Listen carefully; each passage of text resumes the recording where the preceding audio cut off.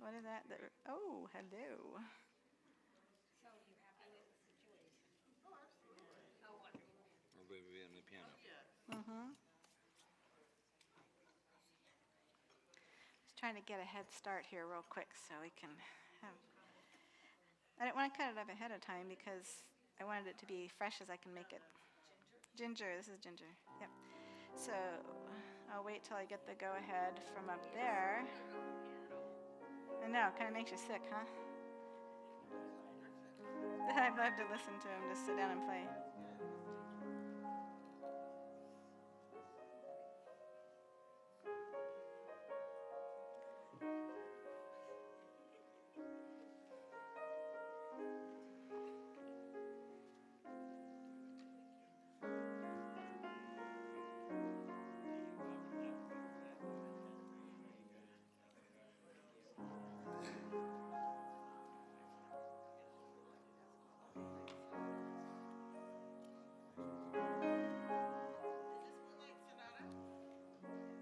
Is that Moonlight Sonata? Is that a question? Moonlight Sonata. Clear de lune. Clear de lune. Okay, And it goes to.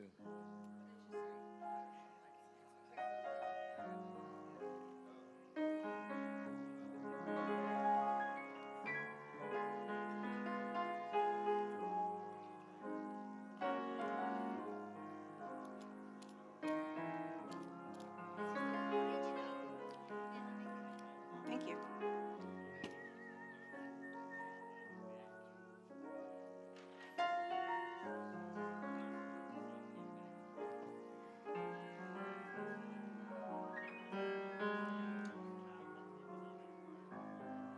We'll just make that be enough.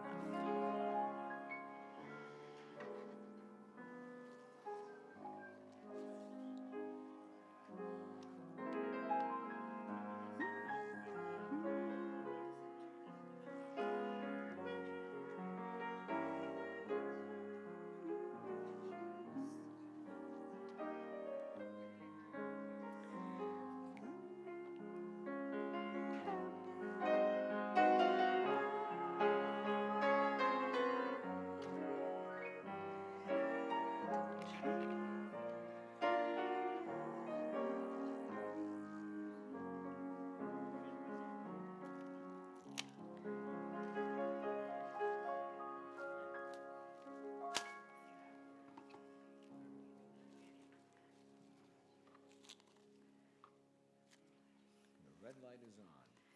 Yep, I'll just wait for the go ahead.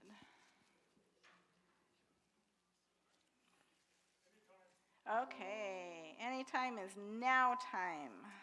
All right. Well, glad you stuck around for this afternoon. I hope you enjoyed the lunch. I did. That was good. Yes.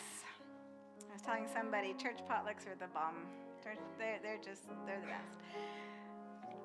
Let's start with a word of prayer, and then we will sing kind of our theme song that we've had for this weekend, He Touched Me. But let's start with prayer first.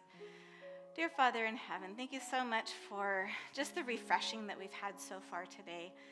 And I just pray for your presence to continue on with us, linger with us a while longer as we start to learn a little bit about how we can use the things that you've grown, the things that you've created for our health and the intentions that you've, or some of the purposes that you've had for these food items that you can help to cause or help healing in our bodies. So be with us now, I pray, in Jesus' name, amen. Let's sing, He touched me once again, because he'll make me whole. Let's let Jesus touch us and make us whole.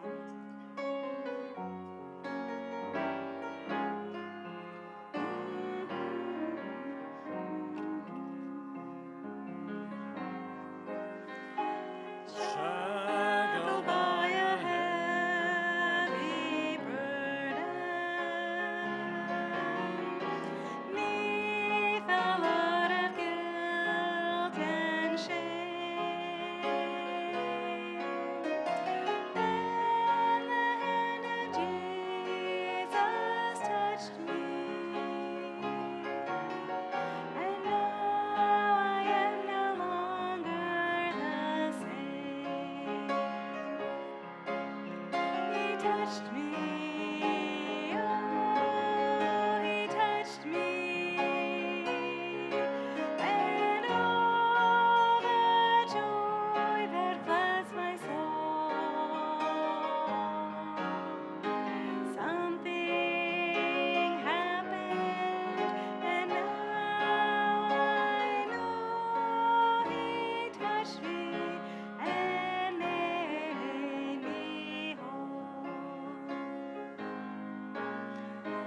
Since I met this blessed Savior, since he cleansed and made me whole, I will never cease to praise him. I'll shout it while eternity rolls. He touched me, oh, he touched me, and all the joy that floods my soul. Something happened, and now I know he touched me and made me whole. Let's sing that again. He touched me, oh, he touched me, and all the joy that floods my soul. Something happened, and now I know he touched me and made me whole. One more time. Something happened, and now I know he touched me and made me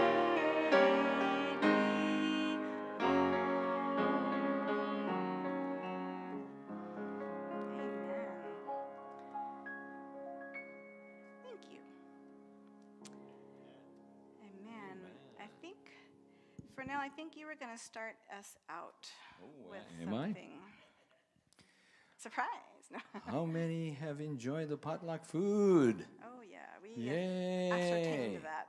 Good food. How many of you is feeling like the eyelids are very heavy? Oh boy, yeah. Do you know that whatever you eat affects the brain? There's certain food that you eat, and all of a sudden, all the blood vessels in the brain goes. I have to do the sound effects. If you could only hear them. High oily food, whatever kind of oil, might be healthy oils. The arteries react. They did a study. Somebody ate something that is kind of high fat. They did a blood pressure test, and indeed, the arteries, even in the arm, the big arteries are all affected. So sometimes after we eat, and we feel like, hey, we have to watch out what we're putting. Some people say, oh, Thanksgiving, the turkey has high, what is that substance in turkey that causes? Tryptophan. There you go. Yeah, thank you. We have the young ones here in the crowd. Tryptophan. Yeah. Makes you like to bow down. So, have we started with word of prayer? We did start with prayer before Wonderful. we sang. So I have some quotes and some scriptures if... Go ahead. Okay. So, actually, where are those copies that were copied in Manuela? Do we have those photocopies? That's the original. We should have a whole stack of photocopies. Where'd Manuela go? Oh, She's no. still I don't know photocopying. where they... Maybe she is still photocopying. She might still be photocopying. Okay. Okay. Oh, it's back there in the table. Okay. So if somebody could pass those out, that would be great, because I'm just going to go through that handout and demonstrate what I have in there. What's the handout It should have, the first page is natural remedies. Okay. So, where's Natural my... remedies means that the Lord also provides remedies because the Lord knows that we're going to fall in sin. And then when God created us, there was no sin yet. And Adam enjoyed a life without needing to go to blenders or needing to find it. Everything was exactly how God intended to be. Sin came in, now we have fast food. Okay, so some of the quotes I have, and you will have it on a handout that comes out to you. Every person should have a knowledge of nature's remedial agencies and how to apply them. That's found in Ministry of Healing. We need to know how to use these for healing. The use of natural remedies requires an amount of care and effort that many are not willing to give. Because why? Natural remedies take longer. You got to be patient, and we are not a patient society now. Disease is an effort of nature. We mentioned this a bit last night. Disease is an effort of nature to free the system from conditions that result from a violation of the laws of health. Disease is an effort of nature, or our bodies, to free the system from conditions that result from a violation of the laws of health. In cases of sickness, listen to this is from Ministry of Healing as well. In cases of sickness, number one, the cause should be ascertained. Find out what's causing sickness. Number two, the unhealthful conditions need to be changed. I surrender all. That might hurt. The unhealthful conditions need to be changed. Three, the wrong habits corrected. And four, nature is to be assisted in her effort to expel impurities and to reestablish right conditions in the system. So that means we can use the plants that God grew, that he gave us, to help our body. Once we've done all of these other things, we found the problem, we've done the things, we've made the changes that we need to, and now we can use also these remedies to help our body get back into better health. Who knows the name of the father of modern medicine? This is after ancient things, and then there was one person that is declared now he's the father of modern medicine. Not Socrates. He said, the doctors nowadays, before they get their MD or their DO or whatever their title, they have to raise their right hand and says, okay, and they would do the oath. It's called the Hippocratic Oath. Now, not trying to be hypocrites, but it's a Hippocratic Oath. Hippocrates is the father of modern medicine. And you know his main slogan? Let food be your medicine and medicine your food. Did he mention CVS? Did he mention Walgreens? He said food. So in front of you, we have food. Now, if you're feeling good, your lab values, whatever lab values is within limits. We still have to maintain that feeling good with your food. If you're under the weather, I'm not feeling well, I have these aches, I have this. Where do we go? We go to God, and the next thing is take a look at your plate. Is the plate bringing more harm to my body, or is the plate bringing healing and glory to God? Yeah. So we have potluck here. As you're lining up in potluck, when you're doing I'm going to choose that. I'm going to choose that.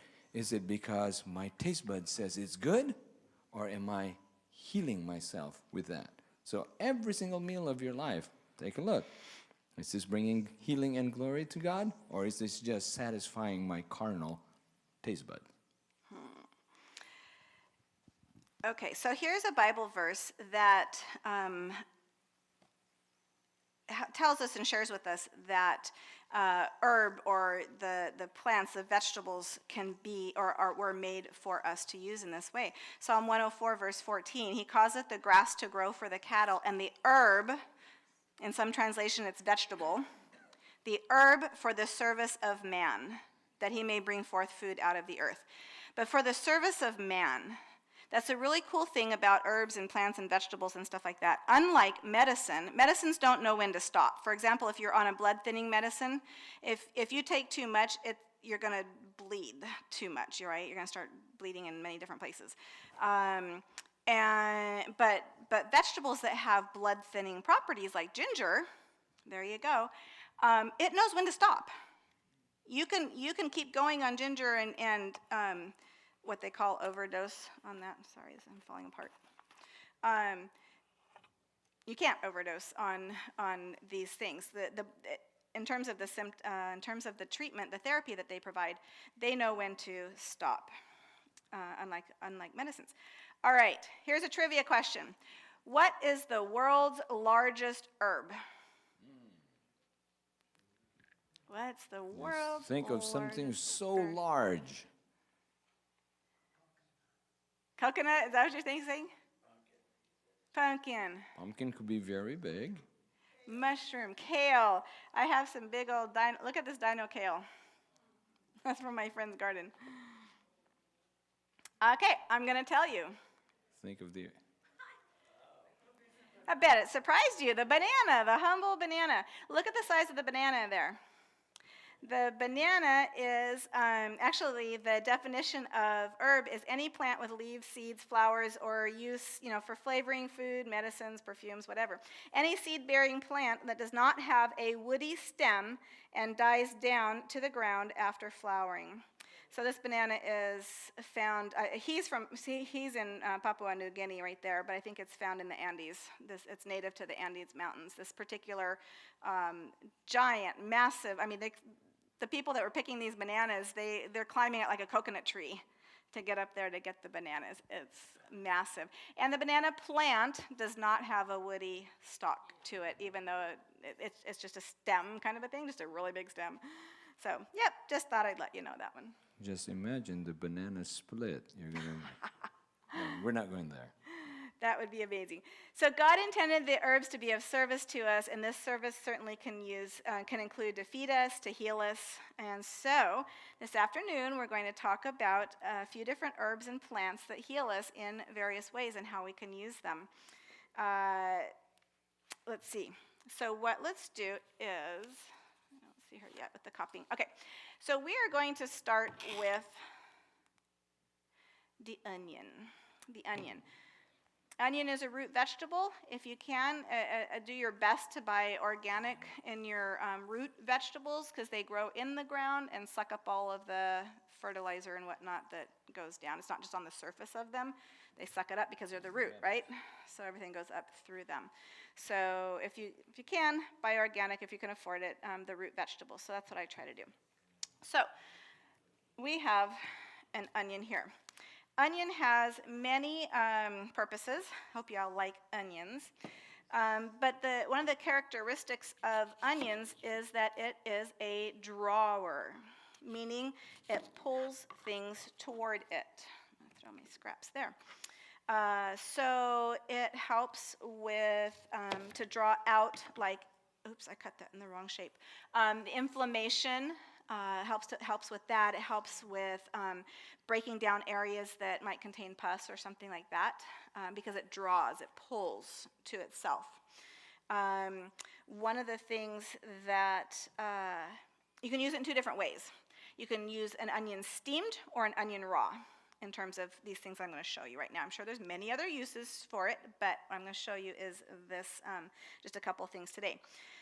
So, if you were to use an onion steamed, you could take the onion and steam it and then cut it in half, opposite of what I did. Cut it in half this way so you can see all the rings in it. All right, I cut mine because I was planning on chopping it, so I just cut it the wrong way to begin with. So you can steam it, and then what you're going to do is cut it in half. Yeah, you can do it because I will need another onion here eventually. So cut it in half crossways so you can see the ring. Now, what I want to do is tell you about how to do this. This is for an earache. So if you have an earache, and you have no idea where it's coming from, what in the world, or maybe you do. Maybe you went swimming, you have water in your ear or whatever.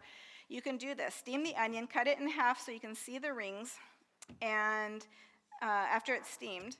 And optional, and again, it's in your little handout, you can squeeze a little bit of the onion juice once it's cool enough to handle or put a mitt on or something. You can squeeze a little bit of that onion juice into a spoon. Metal spoon would probably be better. Let it cool down a little bit so it's not so hot, but you can actually put that in the ear and let it go down there, and it will draw out whatever is causing the inflammation in the ear. Sounds kind of weird putting onion juice in your ear. Let a drop or two trickle down. It should be fine.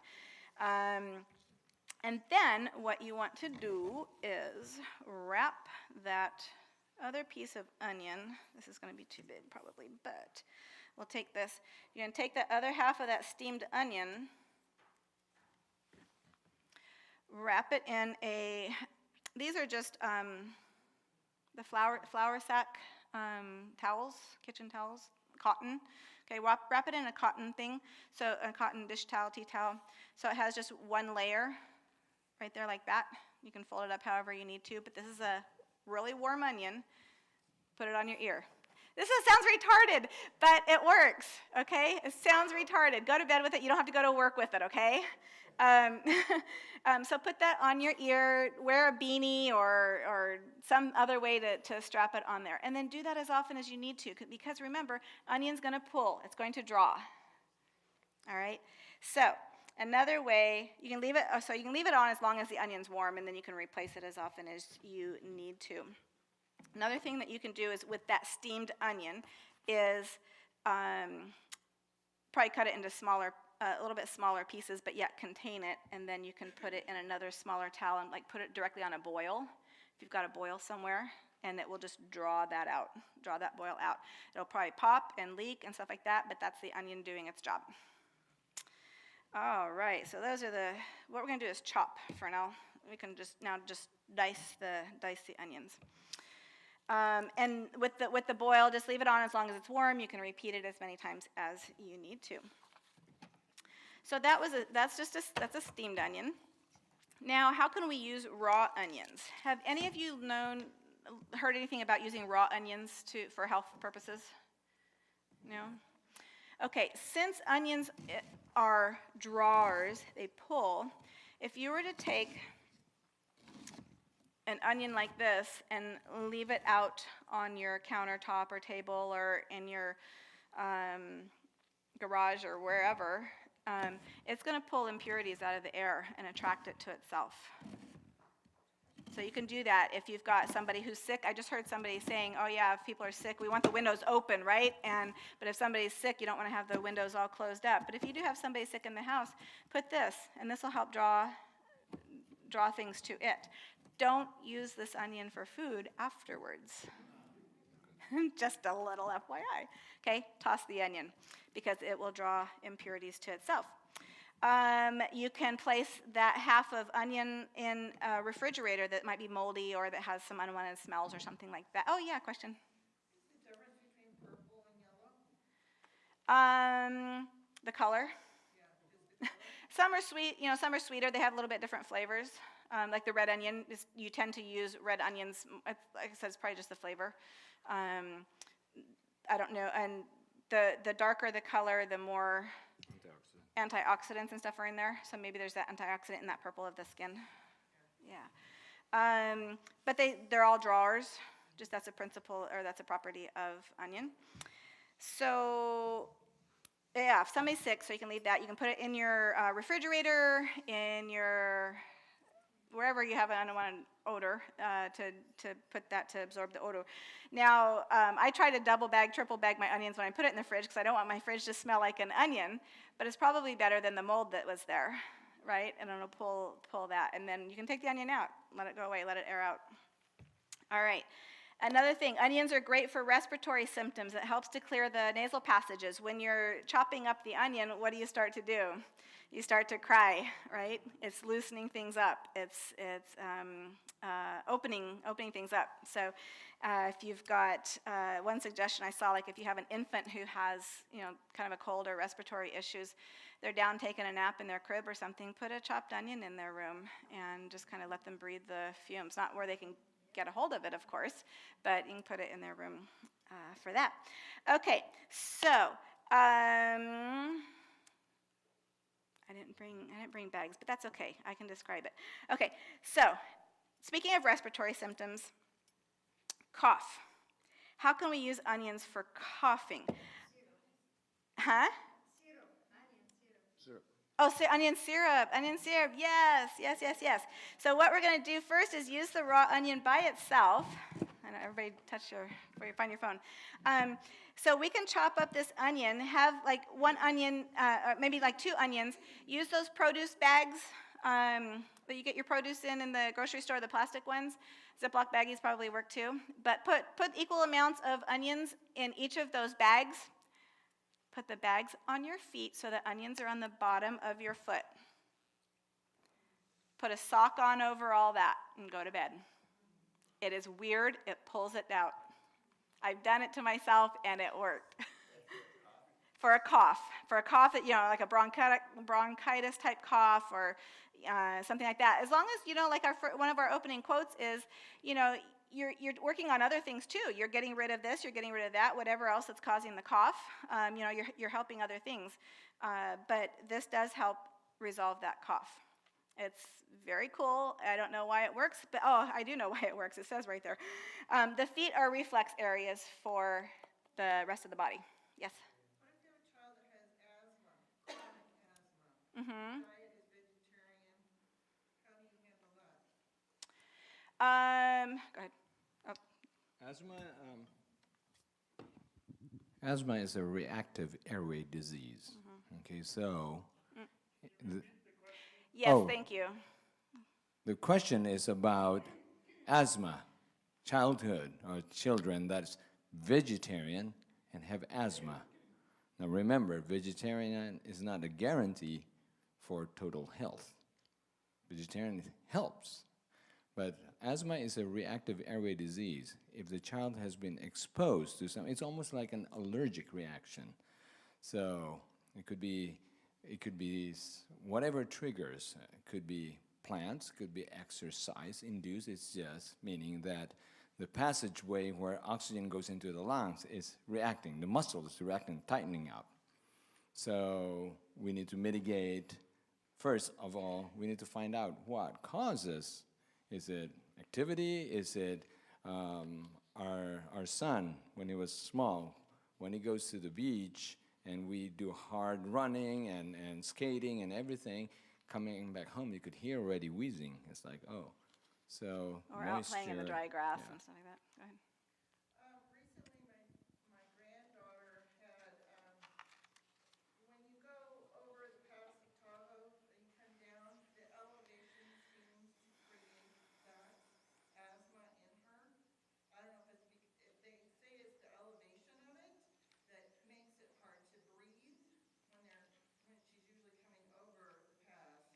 And they're saying that sometimes when that exposure happens in that descent, they says it's easier to get asthma from whether you touch something, been around something that's either cough I should or have a microphone, sneeze. I suppose. That's from what I understand, because my granddaughter was just in the hospital diagnosed with that.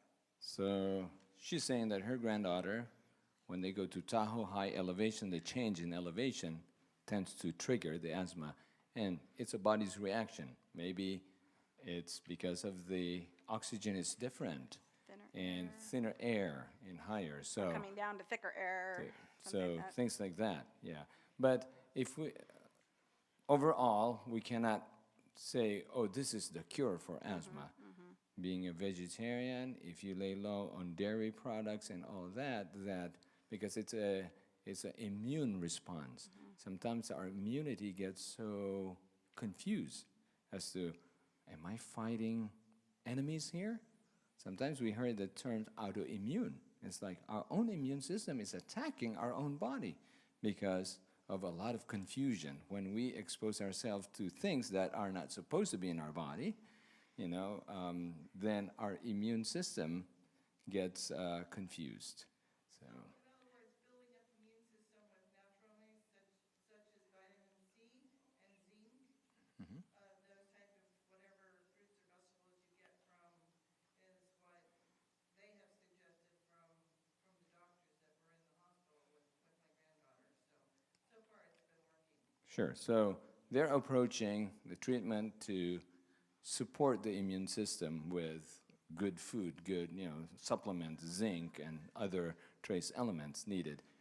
Could be, but it's not a one treatment for one type of asthma. Asthma runs all gamuts of what causes it, and and nice thing about childhood asthma, sometimes they outgrow it. For by the time they get teenager, it's like, oh, I used to go over Tahoe and I used to suffer. Now I don't. So I know the Lord is the one doing that. So I would have them try the onion. try the onion. On the bottom of her feet. Like if she were to have an attack or. She's 2.5. You take it right off. Okay, then in her room while she's sleeping. Yeah, then in her room. What about in her air purifier? Can she put I, onion in that or no? I'm not. It will diffuse it in the It will diffuse it, but I don't know if it'll gunk it room up better. Yeah. and rot and mold eventually. I wouldn't want to do that. Just Yeah, so just I put would- it close behind close it. by, and then it will. So the air purifier, unless if there's carbon filter, sometimes the carbon would suck up also whatever is from the onions. the onions in So it. that's why you don't smell things from the air purifier, because there's a carbon filter in it. Okay, we have a question back there too. Yeah, I just wanted to ask, yellow onion or red onion, which? Oh yeah, that was So asked- yellow onion or red? The red one is better than. In terms of eating, probably it's. I need to study that more honestly in terms of if it means anything. But if it's for the cold, I would go for the yellow onion. Honestly. Yeah, I would go for the yellow onion. Yes, you have a question. Ma'am, can you? The white one's fine too. Can you explain again the cough? Okay, so going back to the cough, our feet, you've seen those reflexology charts, the bottom of your foot, it has, the tips of your toes, react with this part of your body, the arch reacts to that part of the body or whatever. So it's very reactive to all of these parts of our body, but specifically the chest, lung area, the abdomen, and stuff like that. So if you put the onions on the bottom of the feet, it gets absorbed. We've got very large pores in the bottom of our feet. And so it just absorbs that, and then the properties of that drawing of the onion just get absorbed into our body with that. Yes, another question. You mentioned the red and the yellow. What about the white one? The white one should probably work. The white one should work too. It's onions they're drawing. Yeah. Not one is better than another. I don't know in terms of their, honestly, I don't know in terms of their drawing capabilities. I've just learned onion.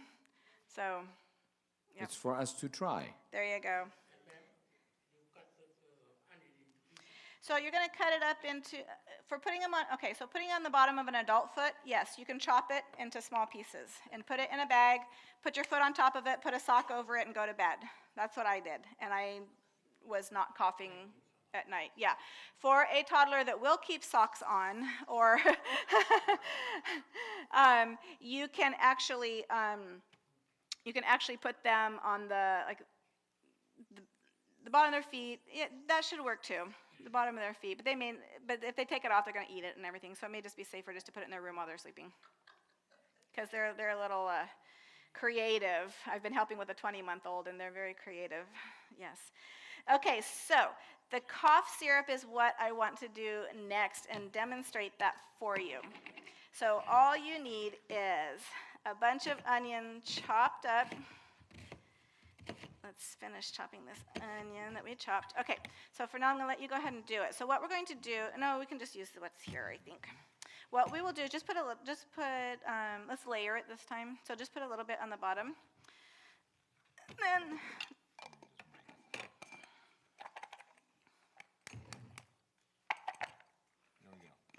okay, yeah, and then put like a couple of those teaspoons in there.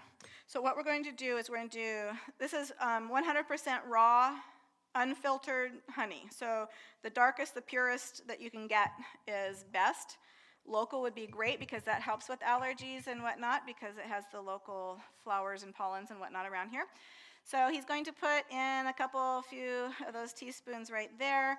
We're going to put onion, honey, and you can have as big a jar as you want to. We'll just do a little bit here at the time for this time, just to make it easier. We can just go ahead and put it all the way in. It doesn't matter.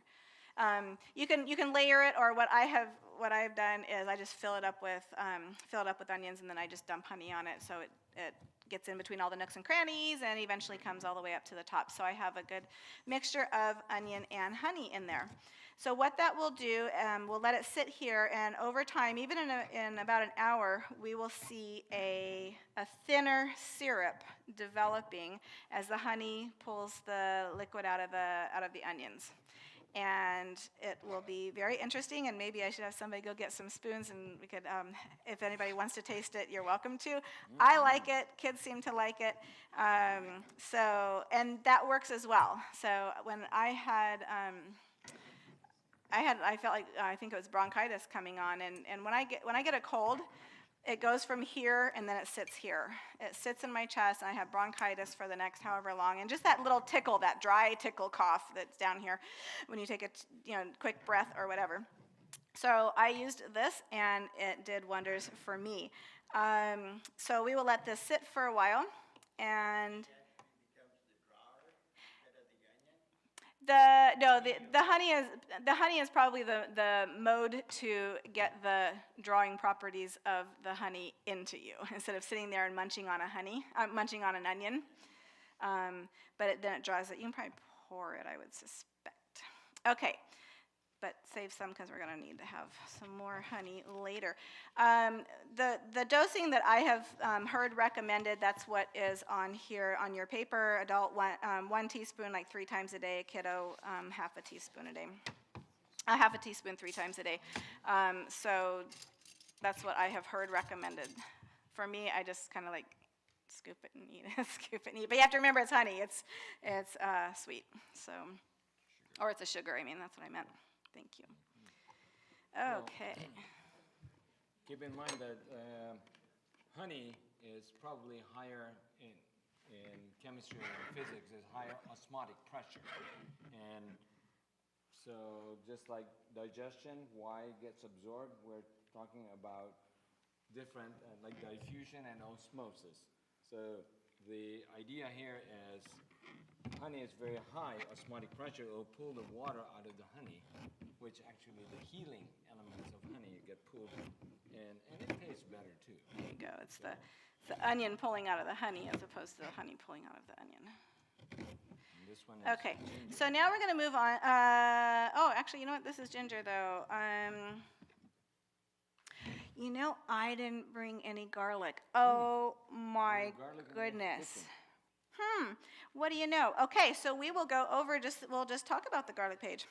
So garlic, the properties of garlic is that it's a very powerful antibiotic.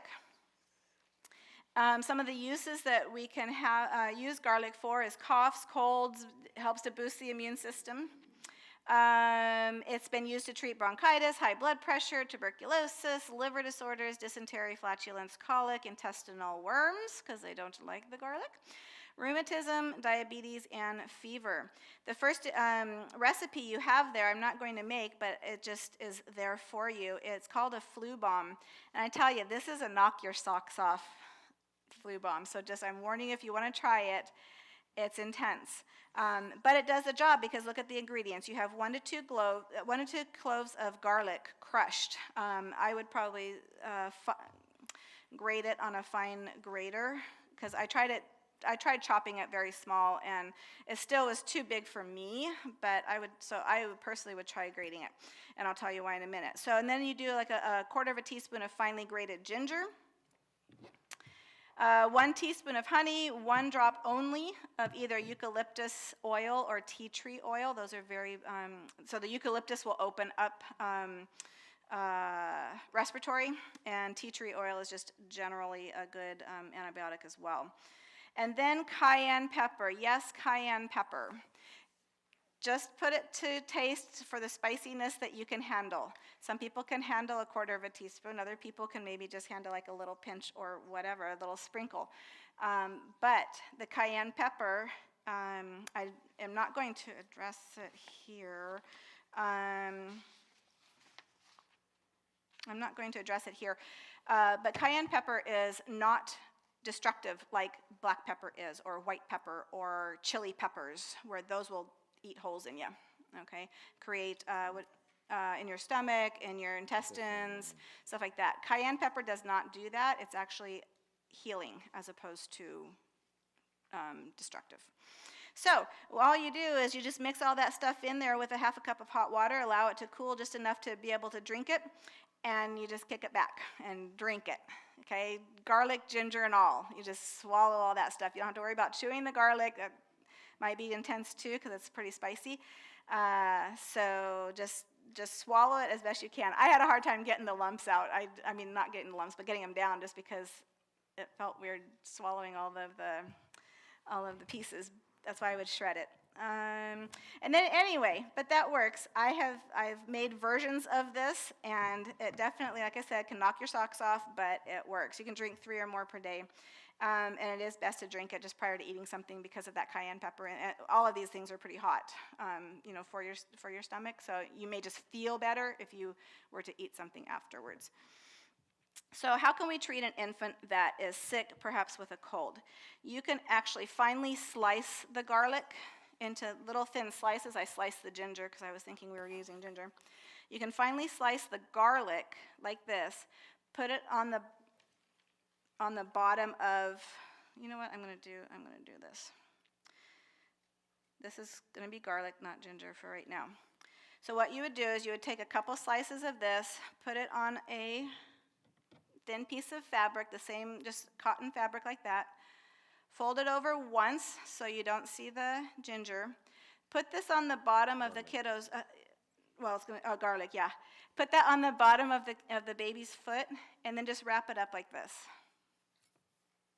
So that so that garlic is on the bottom of the baby's foot. And then put a sock on. And just let him be like that. The feet, remember, have very large pores. It's going to pull that ginger, the garlic into his. How does it work with a fever? Yeah. Does it work with a fever?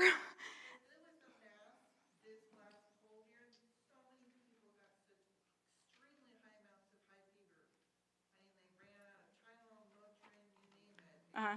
This blue bomb also lowers the temperature from a fever. It has anti-inflammatory properties. That's why I'm wondering which one of these is the anti-inflammatory. Well, ginger and garlic are both anti-inflammatory. Yeah, thank you. So the question was how can we use this to decrease a fever, or what part of this, like this flu bomb, for example, is the breaks or helps with the fever? Garlic and ginger are both anti-inflammatories with that. Okay, so that's how we can treat an infant, and just leave that on all night. Now, remember to put something between the garlic and the baby's skin, because the garlic can tend to burn.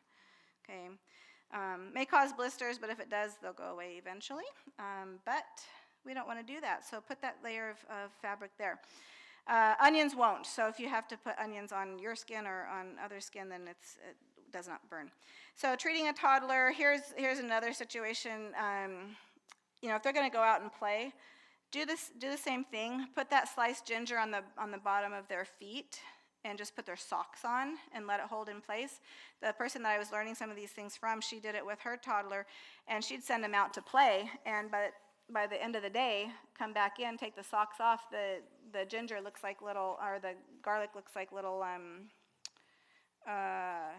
leather type things, because the juice all got absorbed, right?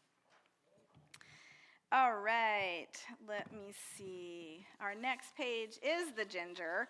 Ginger is an amazing anti-inflammatory herb. And turmeric also, I've been told, does the same thing. And we use turmeric from time to time, but I use a lot of ginger at home. So this is great for joint inflammation. So we're going to So if you can remember, ginger for joint, because we're going to talk about another thing that will be used for other types of inflammation, for like soft tissue, but ginger for joints. All right. Joint inflammation, as opposed to tissue swelling. This is a warming thing, ginger is, and it's also, interestingly enough, an anti-nausea herb. And so I know that I have chopped up a bunch of ginger going on a long trip. I sometimes will get motion sick, not too bad, but somebody told me about it, and I'm just like, oh, that's so cool. So I just chopped a whole bunch of just raw ginger up, put it in a little snack baggie, and took it with me, and I just nibble on the ginger whenever I felt like I was getting a little nauseous or something, a little car sick. If you're out on a ship or a boat or something like that, that might help there too. I've been told it helps with morning sickness as well.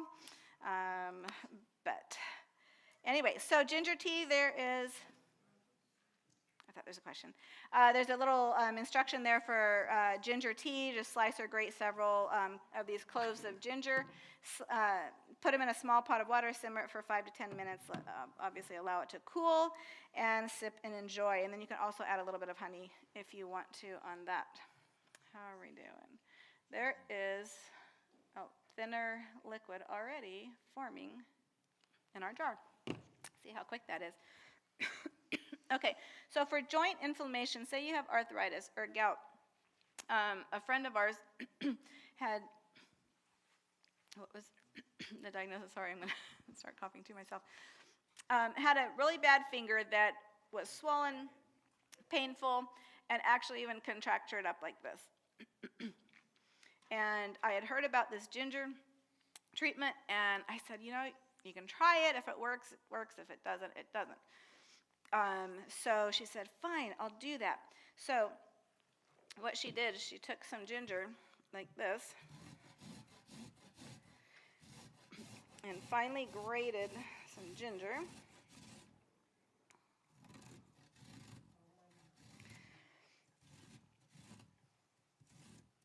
Okay, let's see.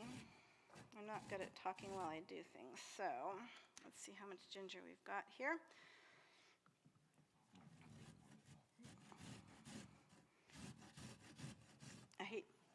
I'll let you grate. I hate getting my knuckles in there.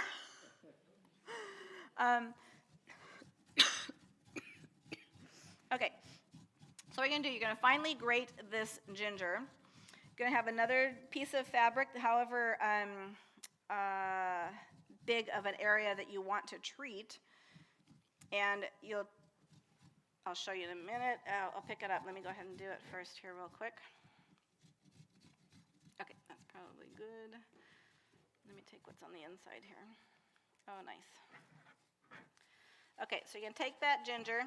You're going to fold it up like a little package. I folded it up just kind of like a little package like this, so that one side, you can see that the yellow juice from the ginger is coming through already, the one side, and then the other side has the multiple layers that I folded it into. And then you're just going to take this, and we'll just use that finger as an example. You're going to put it over the joint like that, and take a piece of plastic wrap, and this is too big for it, but what you would do is just secure it in place like that. Okay, ginger is going to get pretty warm because it creates heat. It's warming, right? And it's drawing as well. So it will get kind of warm as it pulls out that inflammation.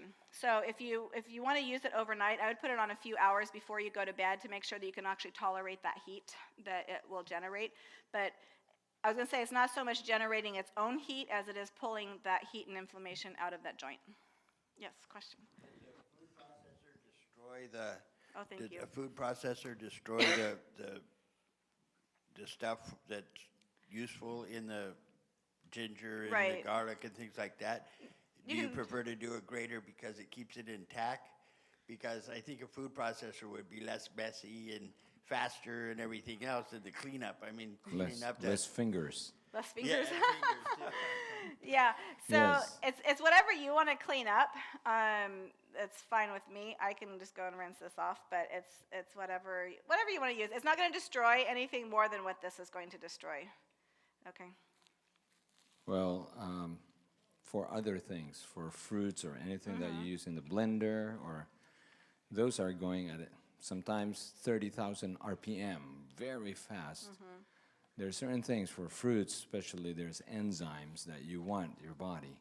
But with the increased heat and that chopping of it very quickly, enzyme can get ruined. So the effectiveness of certain things. Ginger might not, because you probably will put it there, slow speed or, yeah. But you're going to use it right away too. So Yeah. it's not like it's going to sit and just evaporate the goodness from it, because it's going to be on you. So now that's just a finger. You're going to make a tiny little poultice that way. If you have a larger area to treat, grab a larger piece of pillowcase, old t-shirt, put the ginger in the middle of it, fold it over like a package, and you're going to have that one side where the ginger's coming through. That's what's going to go against the skin. And then push your sleeve up a little bit. And then say his elbow was hurting, his joint of his elbow was hurting. So I'd have the ginger, it's leaking through here, coming through that one layer. I can put it here like this. With that plastic wrap, it just keeps it from being messy on your arm or your clothes or whatever. That just kind of helps to seal it. And then I would take like a rolled gauze or an ace bandage or something like that, and Coban, something like that, and put it over it like that. I'm being There. paid by the Coban manufacturers. All right, yes, question again. Ginger, you take off the skin or you leave it with the skin? For the ginger, for these poultices, you don't have to take the skin off. Good question. You don't have to take the skin off. The only reason why I did is because I'm going to use the ginger in a minute, and I do want to take the skin off. So that's why I... And for the tea, the same thing? Or no? For the tea, I personally peel it, but I mean, because you're gonna sift it, and so if you sift the tea, hopefully it'll catch anything that's on the skin too. And hopefully your ginger is clean, because ginger comes from the ground, Scrub the it. root. So Scrub it. by taking the skin off, sometimes you're taking some of the ground with it. So, but then again, there are bacteria in the ground that's good for us. So don't clean it too clean. Does this work with fungus too, like a food fungus? I think It so. should. Get rid of yeah. that fungus. Yeah. It should. Yeah, And- try it out. Let us know. It should. The ginger or garlic or what? Sorry. Garlic? Garlic seems stronger. Oh, Garlic is amazing. So here's the thing. One may work better for you than another. So try, with all this stuff, this is natural remedies, right? So I can't say that it's going to do this for you and have the same effect on everybody. Okay? So our body's going to respond perhaps a little bit different, but in general, it has those anti-inflammatory properties and antimicrobial, antibiotic properties. So it should. So, but like, again, like this person I learned some of these things from, it's like, okay, so yeah, my elbow hurts, but I can't tell whether it's bone or whether it's tissue that hurts, like my muscle or the tendons or whatever, or if it's physically the bone, the joint. One treatment do your ginger poultice, the next treatment do potato poultice, which I'm going to show you right now. Okay, we're going to get on to the potato poultice. Good old potato. These are just yellow Yukon Gold, probably potatoes, doesn't matter. Just grab some potatoes. Potatoes are also a drawer. They draw out inflammation. They pull inflammation out. Helps with tissue inflammation. Ginger, joint, and there's no way to know potato and tissue. They don't work. They don't rhyme. But ginger, joint, and then just know that the other one, potato, is for soft tissue. Helps to reduce the swelling as well because it's very cooling also. So you take your potato. There's a reason why we have aprons on, because potato, just a warning, and I think I put it down there at the bottom, potato juice stains. See my fabric? It's been washed. But potato juice stains, so you don't want it to stain your sheets and your clothes and stuff like that. So just be very careful when you use it. So what you will do is just take a potato. I grate this on the bigger grater. The bigger, the greater. The bigger, the greater. Yep. Let's see. So we're gonna grate this. There's a lot of juice in this potato, so that's going to be really good.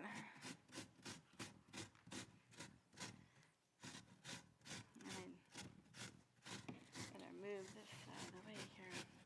Okay, no knuckles there. Not yet. Okay, that's probably really good? That is probably good. Thank you. All right.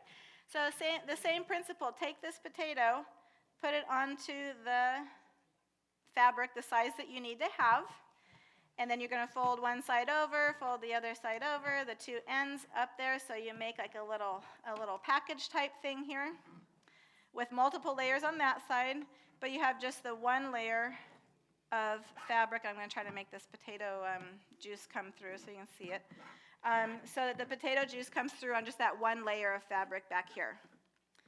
Then again, please take a piece of plastic wrap. It needs to be about a half inch to an inch around, on either side, so you have enough protection so it doesn't leak onto your clothes and whatnot. And then put this on the joint or wherever has inflammation, your ankle, your knee. So shortly after I learned this, somebody said, "Man, my knees have been really killing me. They're so painful. They're so swollen up and stuff like that." And I'm like, okay, so it's going to sound really corny, but go grate some potatoes, wrap it up, and put it on your knees and see if that works. So the next time I saw them, their knees were amazing. They said that took the pain, the swelling down on their knees, and I did it for myself on my knee as well because it was hurting. I was pretty sure it was not joint because it was kind of at the side of my knee, and I was pretty sure it wasn't joint, so I thought, I'm going to try the potato poultice and put it there and see what happens. It took the inflammation down, and my knee felt better. Yes? I'm going to have you use that for a second. How long should you put it? Yeah. It's potato. You can leave it until it dries up, if you like. You can do it several times a day if you want to. So when it you do it and then you repeat it however many times until your body says, "Okay, I'm done. I don't need that anymore." Because it's potato. It's harmless. It's not going to hurt you. But yeah, you can do it as often as you want to. And leave it on as long as, I think we left, I think at one point we left ours on until it was pretty much dried out. The juice was all gone and absorbed into our body. So, yep. All right, let's see. Go ahead. Not French fries. Oh, yeah, right. Thank you for that clarification. Yes. All right. That's coming along beautifully.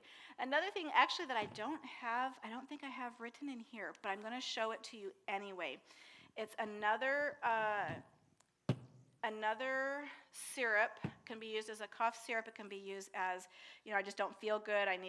Something's coming on or something like that, and you can take a tea. I usually do tablespoons. I don't do teaspoons. Tablespoon of that several times a day. This one is very similar to the onion one, but we're going to use ginger, lemon, and honey. Those are what we're going to use. So we're going to do ginger, lemon, and honey. Oh, here, let's see. Maybe I should have brought two knives. So I do this if I know that, for example, I have been around somebody who was sick. I was around, there were times where I was around somebody who might have had COVID, and I'm like, okay, yep, so we're going to be doing this to boost up my immune system and get that anti-inflammatory stuff on board. I did it a couple weeks ago where I felt like, I'm not sure, something kind of weird. I don't know, I feel kind of weird, but I don't know that I'm getting anything, but it's just not right. So can mix it up and do it for something like that too. Kids can have these things. They can take probably half a teaspoon of it. Just remind them it's not candy.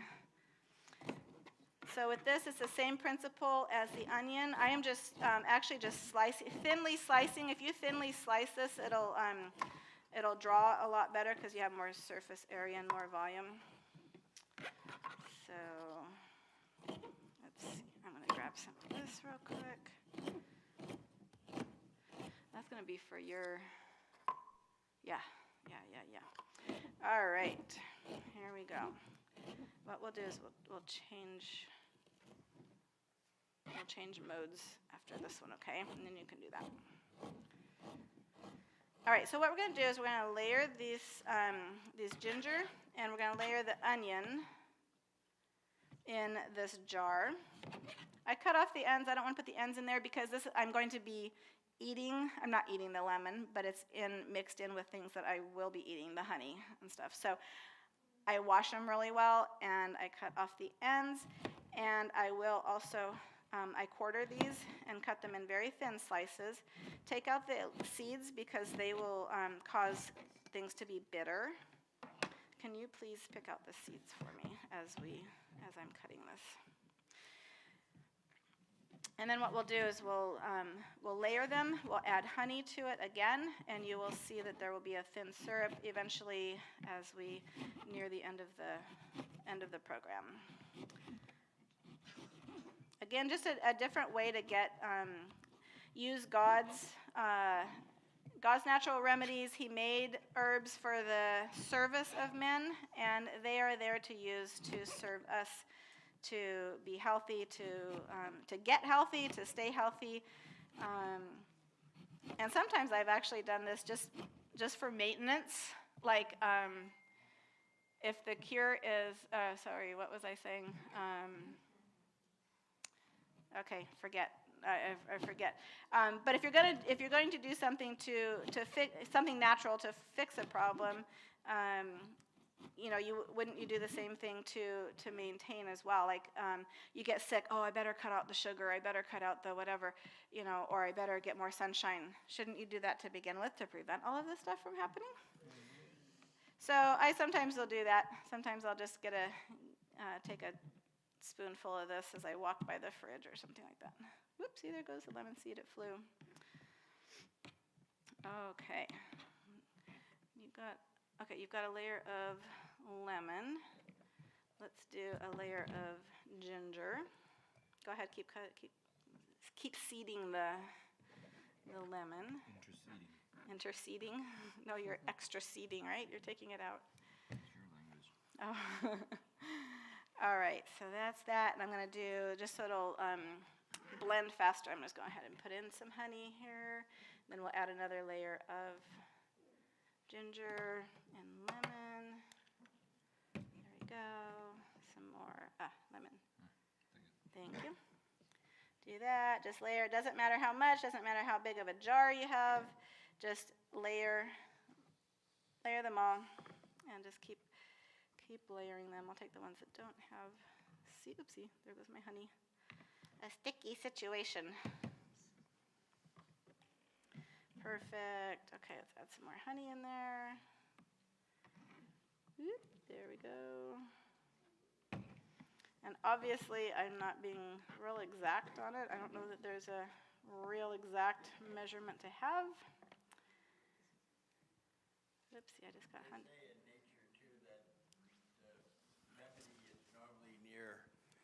Is normally near the poison, like poison oak, for instance. The Indian soapweed grows right next to the poison oak, so the cure grows naturally next to the poison oak, for instance. And I'm sure it's that way in a lot of things in nature. Yeah, there's like jewelweed grows next to like the poison ivy or something like that. That's why there are hospitals close to McDonald's. Oh, you're so funny. Oh my goodness. Okay, that was uncalled for. It's true, though.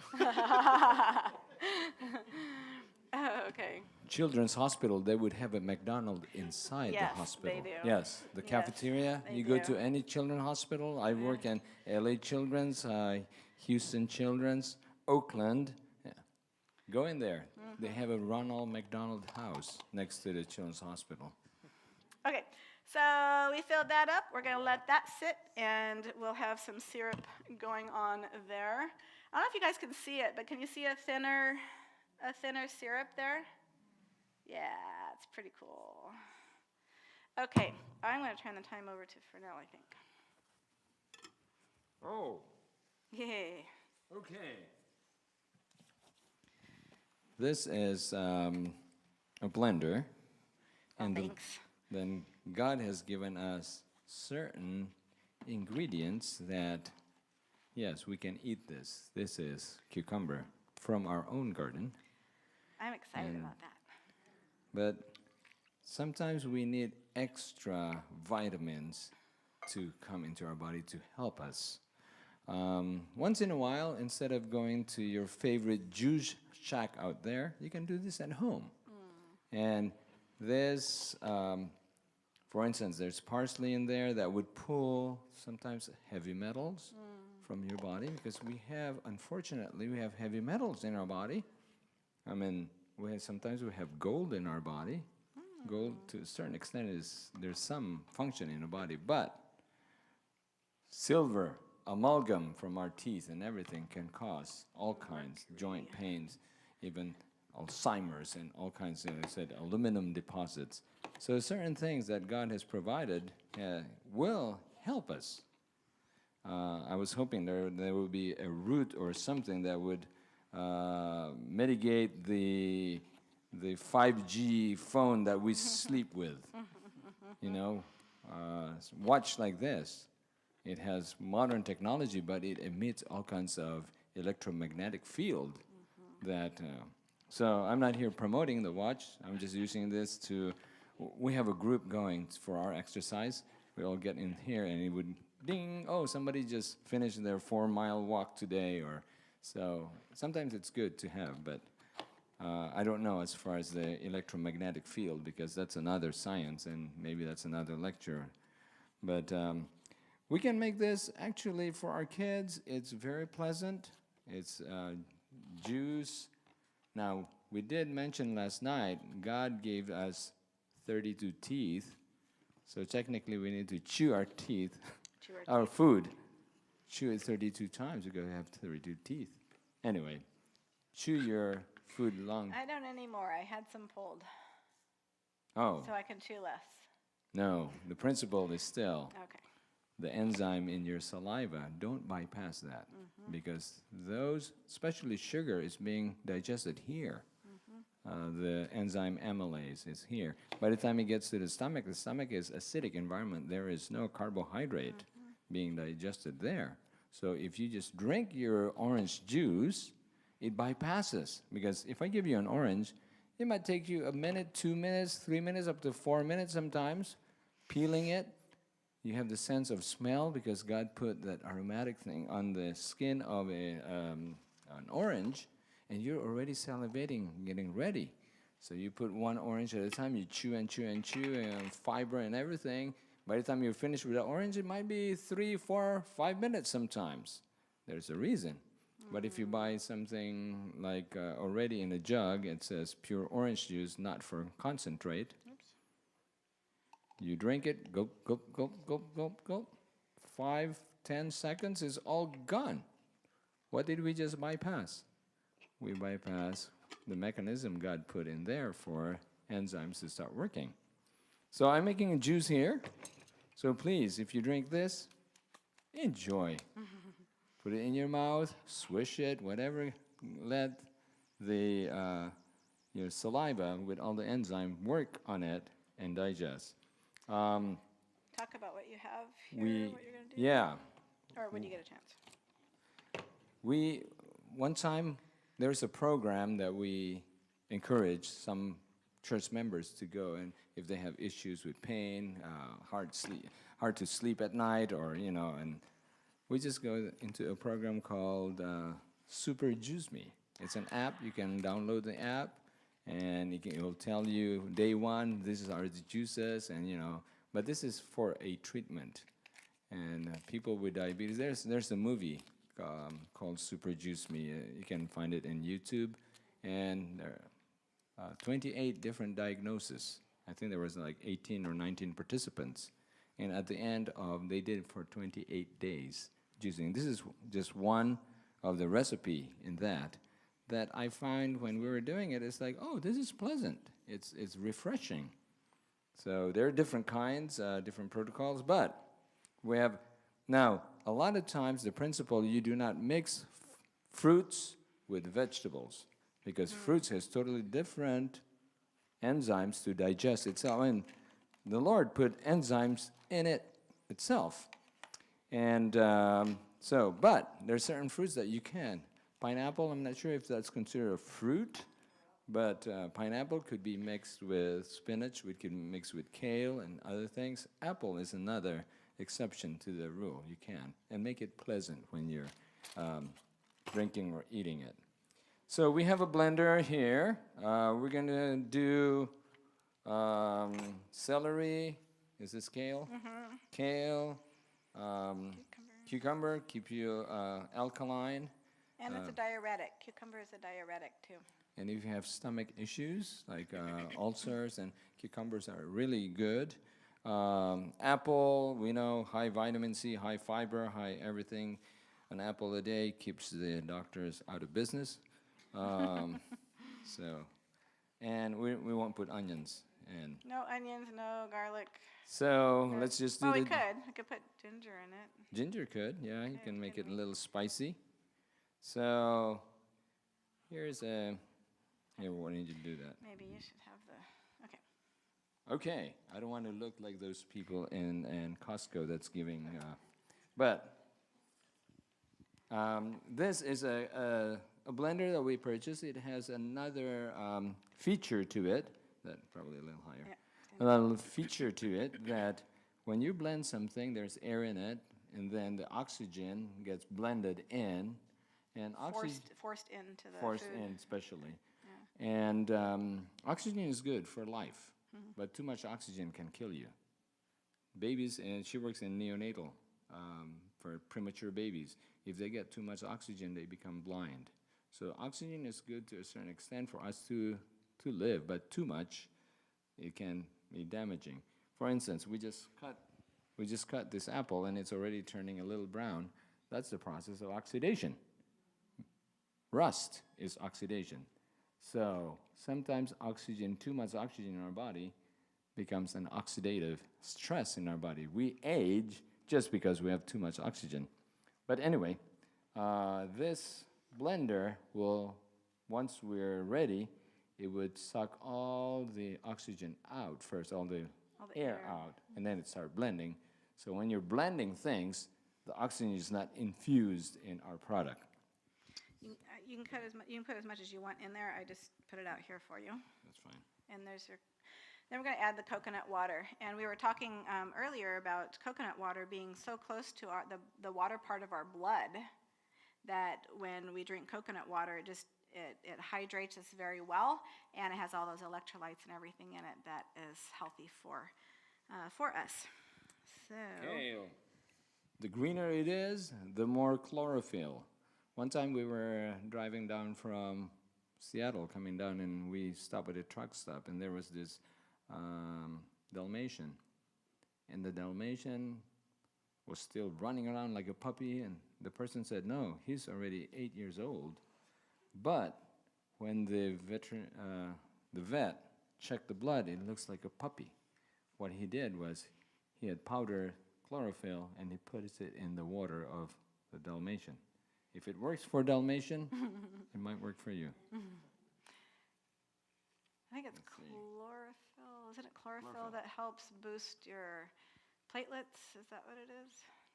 I think it's chlorophyll that helps boost your platelets. And platelets are a very big part of our immune system. I think that's about full there. So that's that. Did you put apples in it? Oh, Oh, he did get some apples in there. Put some more in there. Put some more in there. do you want honey in it too? It's already sweet enough, but you can add honey. Now, honey is sugar. Don't get me wrong. So if you're diabetic, it's like, oh, honey is good. Well, until your machine is fixed.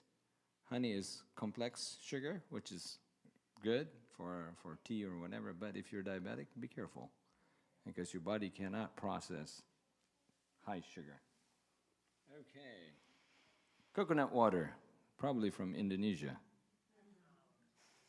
Or Fiji. It might be from Fiji. No, Fiji has water already, the Fiji water. Wow. Yeah. And this is no sugar added, not from concentrate, so I'm assuming it's the real thing. So. There it is. Okay, you can talk. Okay, so he's just going to blend that up. This cover actually is the vacuum, but it also helps reduce some of the noise too. All right, let's check this. There we go. Look how soupy that is. That's coming right along. Better than Robitussin. Yeah, in fact, I think what I'm going to do is top it off because I can see the onions above the honey. So I'm going to top it off and get some more goodness out of those.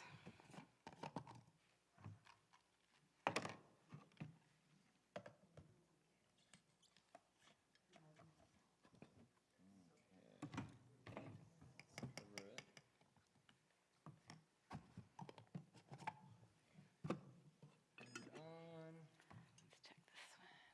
This one's doing a good job too. Pulling all the air out.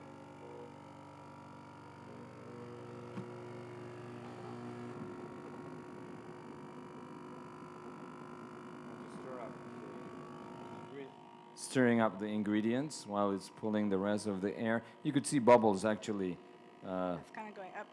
leaving the brand is Cuvings or Cuvings. Now starts the blending. Now.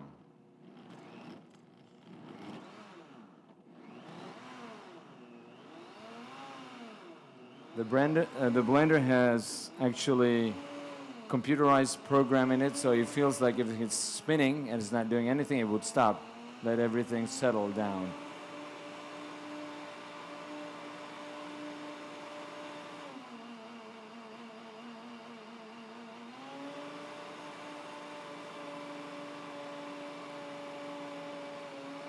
Artificial intelligence. You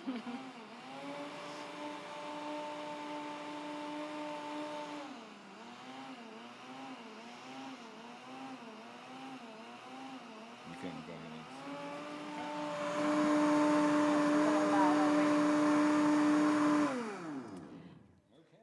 All right. I don't think this is working for that.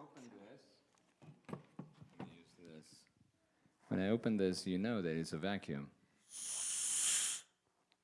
There you go. Air is infused again. If we put this out, and then I blend similar ingredients, and without the air, if you sit it out here for 10 minutes, you can see the other one gets darker a lot faster because oxidation keeps working because oxygen is infused. But right now, oxygen is probably on the top only, so it stays fresh for a long time.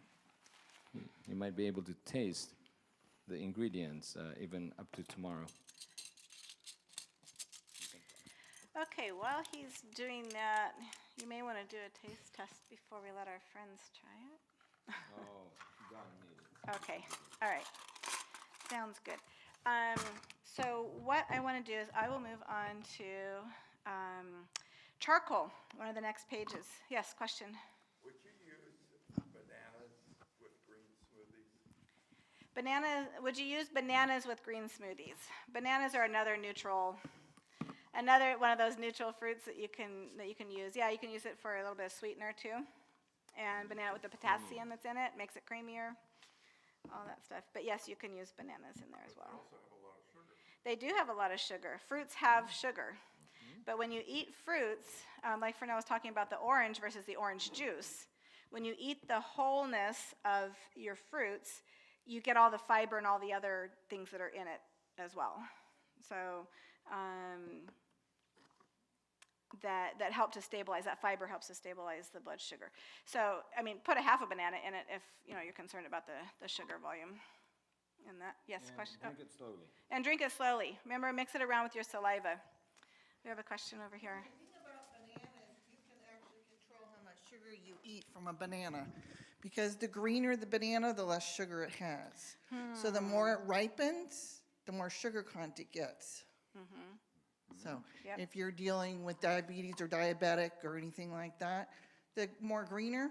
The other thing is that if you're making like banana bread, the more greener it is, it's not as sweet, but it still tastes really good. So it tastes like banana bread. Correct. Yep. We tease them about we tease in our house because I like the greener bananas. My husband likes the browner bananas, but there is a point that he will say, okay, yeah, no, that's banana bread material. So we'll move on to the next one, which is charcoal. We're going to make a charcoal poultice. This is not the charcoal bricks that you buy for lighting your barbecue. Okay? Those have lots of chemicals in it, so please don't use that. Even as a last resort, please don't use those. It has terrible chemicals in it that you do not want to ingest. What you do want, though, is something like this that says activated charcoal. Okay, buy it from a health food store, not from Home Depot or wherever you buy the bricks from. Okay, activated charcoal. If you don't find a bottle of it like this, you can certainly get capsules and break those capsules open. It's just pretty messy, but that's what I've done at home in a pinch because I did not have a bucket of charcoal. So what are the properties of charcoal? Yes, there's one more apple in here if you like. Right here. You put all of that one apple in it. I just have the one more. I'll make more for her. Oh, okay. So yes, charcoal is a drawer also, which is pretty cool because what we're trying to do is get toxins out of the body, right? So a lot of these things that we've been talking about is drawing things out of the body. Now, there's a difference between absorb and adsorb. Absorb, with the B, A-B, it soaks it up like a sponge and soaks it into itself. Adsorb, which charcoal does, charcoal, if you were to look at it under a microscope, has a lot of different facets in it, like kind of like diamond or whatever, has a lot of different facets, a lot of different surface areas. And what things do is it clings to it. It doesn't soak it into itself, it just clings to it. And then that can be passed now safely out of your system. All right. So it absorbs toxins. We can use it for poisonings, for diarrhea, for insect stings, snake bites, boils, whatever, anything that there's poisoning or some kind of a sting that might be developing a blister or boil or boil, pussiness or whatever. You can use that for that. In the hospital, we will use it to get toxins out of people's stomachs and kind of detox them. We can do that. I had a personal experience of that with a baby who got too much of a particular medication that makes one of the side effects, the heart rate goes really high. So this baby's heart rate was very high, and we couldn't really figure out why. And then we double checked, and we found out that the baby had gotten too much of this medication through his mouth. It was an oral medication. So what do? We called down to the pharmacy real quick, and we get some charcoal up, and we tubed that charcoal down to the baby's tummy, and then slowly we saw that heart rate coming back down because it adsorbed that drug, and then now it can pass out through the baby and not affect the baby anymore. So for internal things like poisoning, like what we just said, or diarrhea, you can make a slurry of water, and I should have brought a clear glass. But what you would do is you would take this powder, open it very carefully because this goes like this, and charcoal doesn't clean up. It's really hard to. You don't want to spill the jar either, otherwise you'll use charcoal or see charcoal forever and a day. I think this is a clear scoop. This was a clear scoop when it got put in there. So what you would do is you take a couple tablespoons of that, 2 to 3 tablespoons of that charcoal powder, put it into a quart of warm water, allow the charcoal, you can stir it up real good, and then allow the charcoal to settle out of it. You're going to see a little bit of gray water at the top. What you want to do is pour that off and drink that. You don't necessarily need to drink all the crunchies from the charcoal. All right, so that's one thing that you can do for poisonings, for diarrhea, something like that. The other thing you can do is if you don't have the powder, just go take a few capsules of this and it'll do the same thing. Question? Do you want to use distilled water when you do the charcoal? Because if you use regular tap water, that'll take the chlorine out of the water, and will that fill up the charcoal surfaces to where it won't do the absorbing in your body because it's already done its job before it got to your body? I'm going to say use whatever water that you have, because I don't typically carry distilled water, but I probably should. But I do have filtered water, so that may be helpful as well. So yeah, it may absorb the chlorine. But I'm sure that if you put a couple tablespoons, there's an awful lot of charcoal power in there to get, I thought you were going to say something, to get the chlorine plus the whatever else, the poison, the toxin that you have in your belly. Sometimes it's good to just bring like some of those the little capsules. Like I have it in my backpack, I have it in my car. There you go. And if I ever get like I was on a hike somewhere in like Zion National Park, and luckily in my backpack I had some charcoal pills. I took it, and like within like 30 minutes, like my stomach ache was gone. So that's the easiest way to do it. But yeah, it's helpful. And Yeah, the capsules are great. They're clean. You don't have to worry about making a slurry. But just saying that's there. And an infant who can't swallow pills or something like that, you can totally just dump that gray water off into a bottle or a sippy cup or whatever and let them drink it. Charcoal is actually, like he was describing something for easing on his stomach, something like is in like indigestion or heartburn. If you've got something that's chronic like that, charcoal is pretty good for it. Heartburn's different. Heartburn is caused by something different. It's not caused by, like something you ingested that you can actually physically bind something to. Heartburn is generally more of an stomach like acid acid situation, reflux kind of like thing? an acid reflux thing. So charcoal wouldn't be good for that. What would? It's So more like garlic? totally different topic, but go ahead. Or Yeah, acid reflux is actually your body is out of whack as far as the schedule when acid needs to come out. So the way to mitigate that, we think right away, oh, I need to have Tums. I need to have something to counter that. I understand. To clear that is actually get a very regular schedule on eating and don't eat food that is very acid forming. For instance, if we put eggs, if we put high animal protein, the body is forced to digest it by putting out a lot of acid.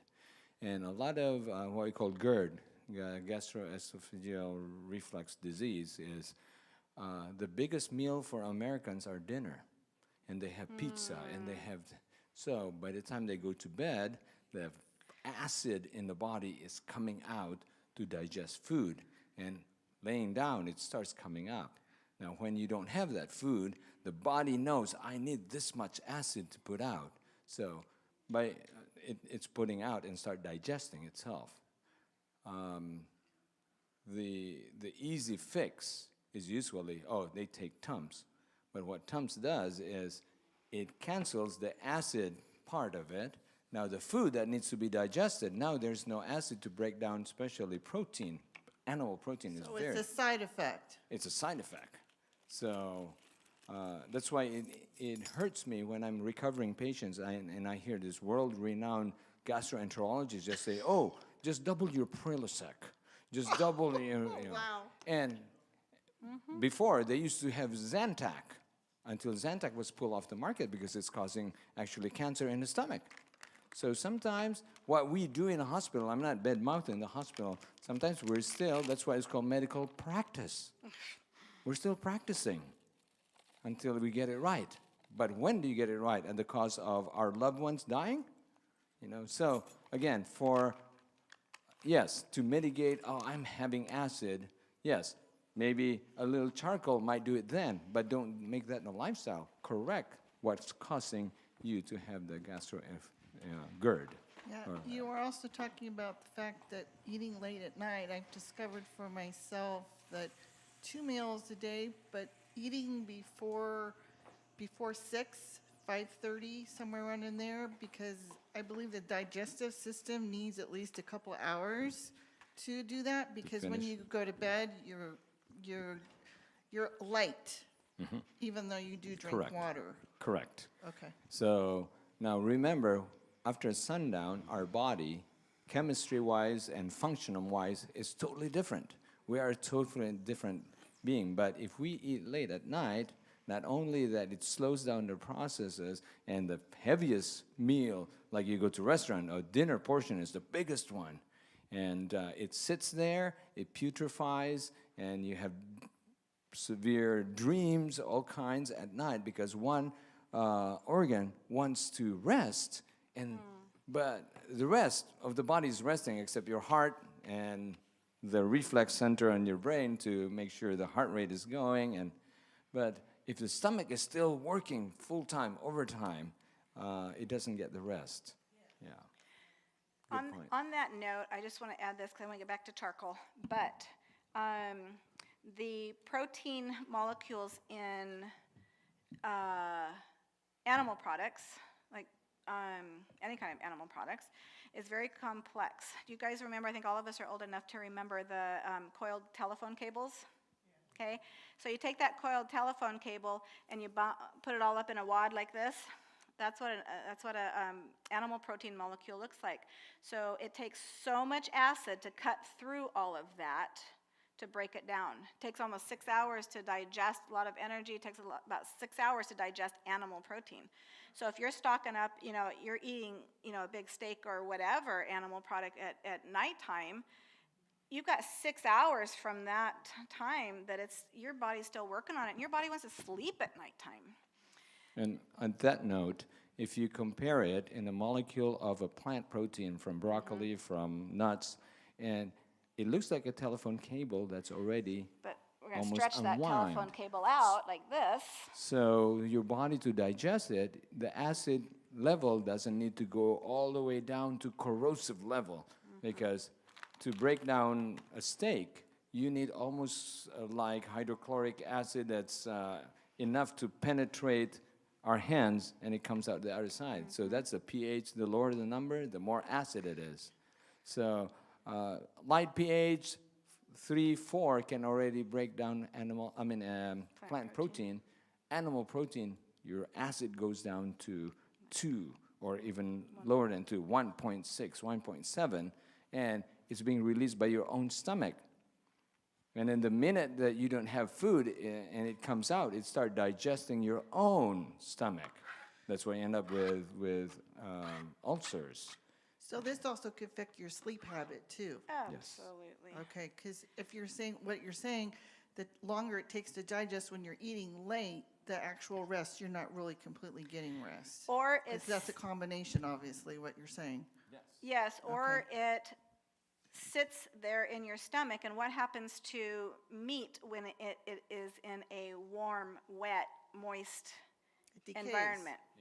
Decays, putrefies, creates toxins, and then your body has to deal with that. So, just saying. Okay, so back to charcoal while he blends up one more thing there. So I am going to make a charcoal poultice. What I did is I put a tablespoon, just because that's the measuring spoon I have here, a tablespoon, and if you were to mix water with that charcoal, it could work. You want to make a paste out of it, but what ends up happening is that charcoal ends up drying out and becomes really crumbly after a little while. So I like to put something else in it that makes it like a jelly, so it holds it better. It can still work. It can still do the adsorbing that it's supposed to do. I'm just adding something that will gellify. And one thing I have on our list here, it's in your paper there too, I have ground flaxseed. I use this for eggs, in replacement for eggs, and especially in baking stuff. 1 tablespoon of this with 3 tablespoons of water makes 1 egg.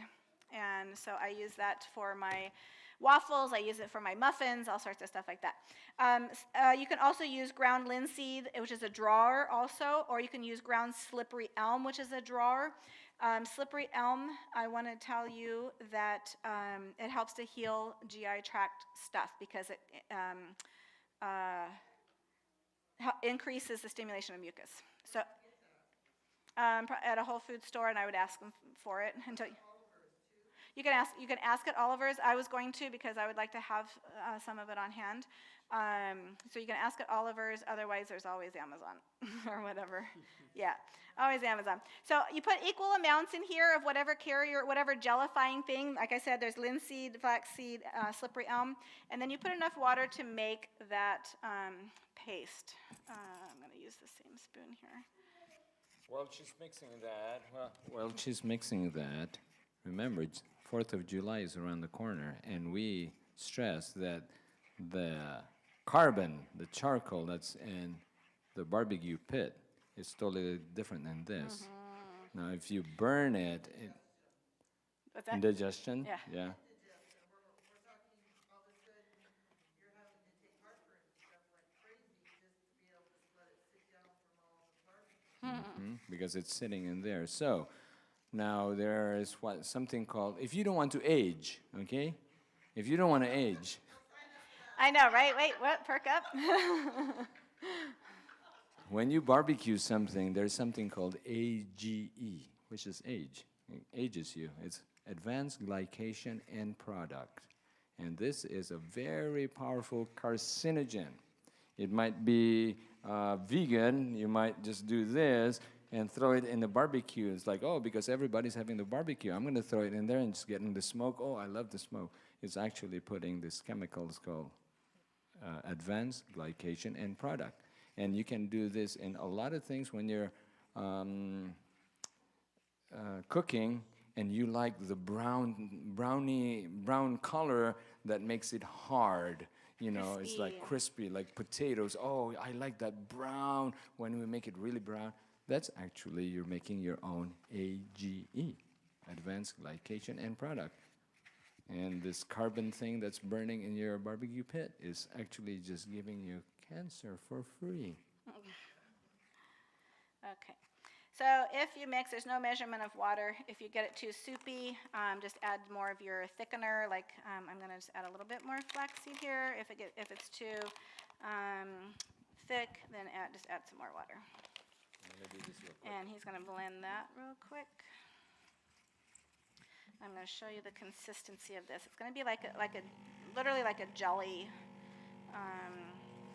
That way it stays moist a little bit longer too. When I used it, it got dry too quickly because I only put water in it.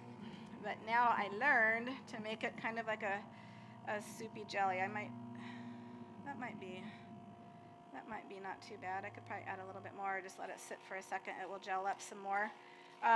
Flaxseed, the longer you let it sit, it will gel up a little bit more. Okay. And then, okay, It has been an hour and 45 minutes, almost 2 hours in. Hour and a half. We started at 4:15, 4:10, 4:15. I thought we started at 2. Oh, sorry, 2. Sorry, that's what I meant. That's what I meant. Boy, I've been here way too long. Now, remember we said that sitting is the new smoking. There you go. So let's cut this new smoking. Let's all stand up. Maybe we'll sing one song. Do you guys know the song "He's Able"? Let's sing that song. There we go. Look at that jelly. Nice.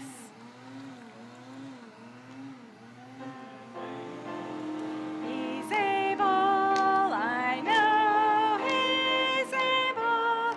I know my Lord is able to carry me through. He's able, he's able. Oh, he's able. I know my Lord is able to carry me through. He healed the broken-hearted and set the captive free.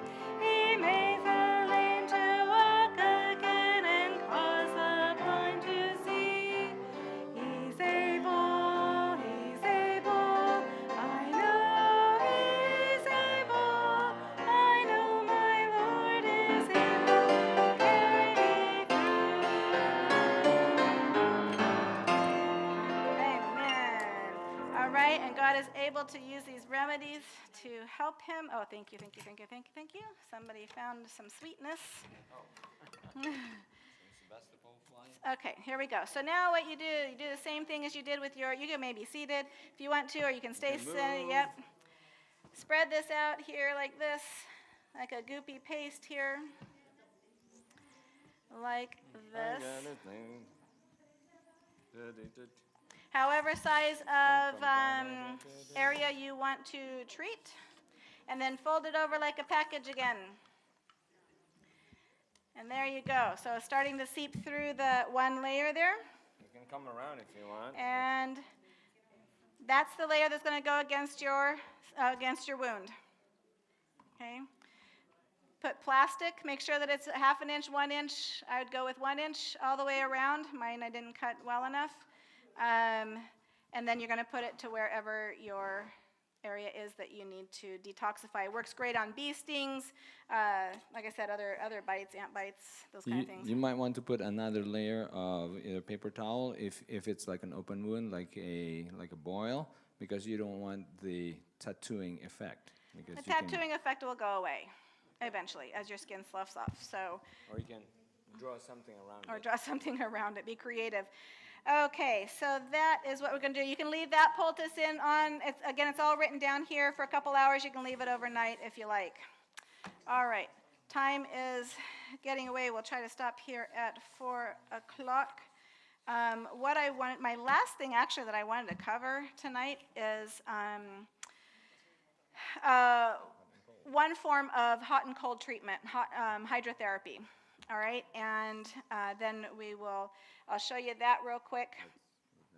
And okay, you guys want to come up and get a drink of this then first, and let's see what. Two different, just because we ran out of Coconut water. So this one has a tablespoon of honey too. So for those who are diabetic, maybe you want the first batch. But go ahead. Okay, you're welcome to come up and try a Make sure sip, I have enough for everybody. and we'll just see for the fun of it. I hope I have enough for And the cool thing is with the smoothies, with those drinks, you can put whatever you've got in the kitchen for sure, but learn, because remember, we're instructed to learn how to use these things for our health. So do a little bit of research on your own. I encourage you to research so you can find out how to use these things. How to use these things. Thank you so much. Oh, yeah. You're welcome. I hope I have enough for. Did you taste it? Plenty. Not yet. Oh, okay. Just make sure. Tater for tissue.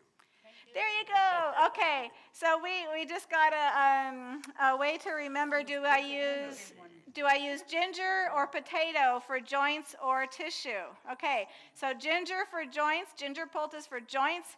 He just said taters for tissues. There you go. I'm like, potato, tissue, how do I do that? Thank you very much for coming up with that. Taters. It could be petitious. Tissue. Petitious.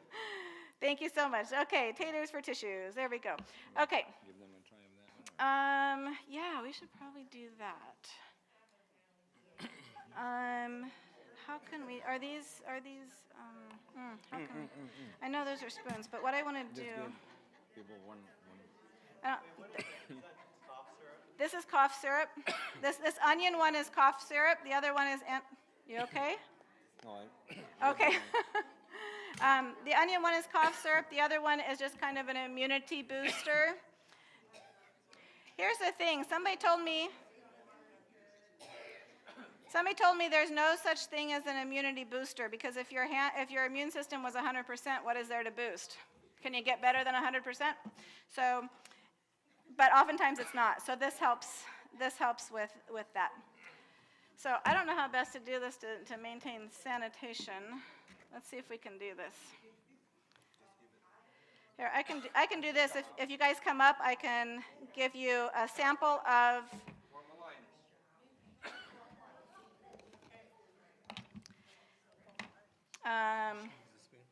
What's that? I would love to, if I could have more spoons. Everybody gets a spoon, yeah. Oh, I'll get more. Or everybody gets a couple spoons, because there's two different kinds. So.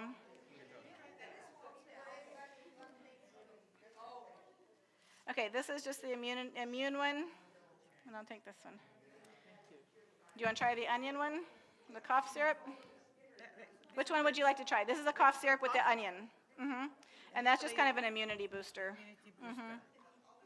This has ginger and lemon. This has onion. Onion, let me try.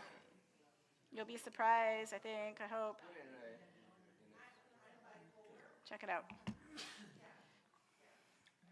Kind of interesting, eh? Yeah. I wouldn't think eating onions would be that good, but it is actually. So immunity booster or that one, the cough one. Let's try that. Nope, just the honey syrup, just the honey part of it. Go ahead and take that one. Go ahead, hold. Yep, you take it from me. There you go. There you go. Oh, there we can. This is what we use for cough syrup, and this is just like immunity booster. If we do that, how many spoons spoon in a day? Do a spoon. You can do a spoon like 3 times a day or more. But just remember, it is sugar that you want to be careful. You want to do this one? Yes. Okay.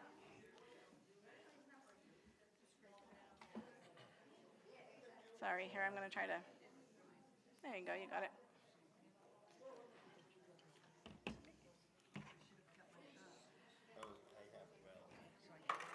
There you go. Can I have one of each? Sure, absolutely. I mean, Okay, I use the so you're same just gonna- spoon. Here, let's just do this. Oh, I can dump it into a spoon. Okay, you hold that one. Give me the spoon. Is that you, spoon? Nope, this one's new.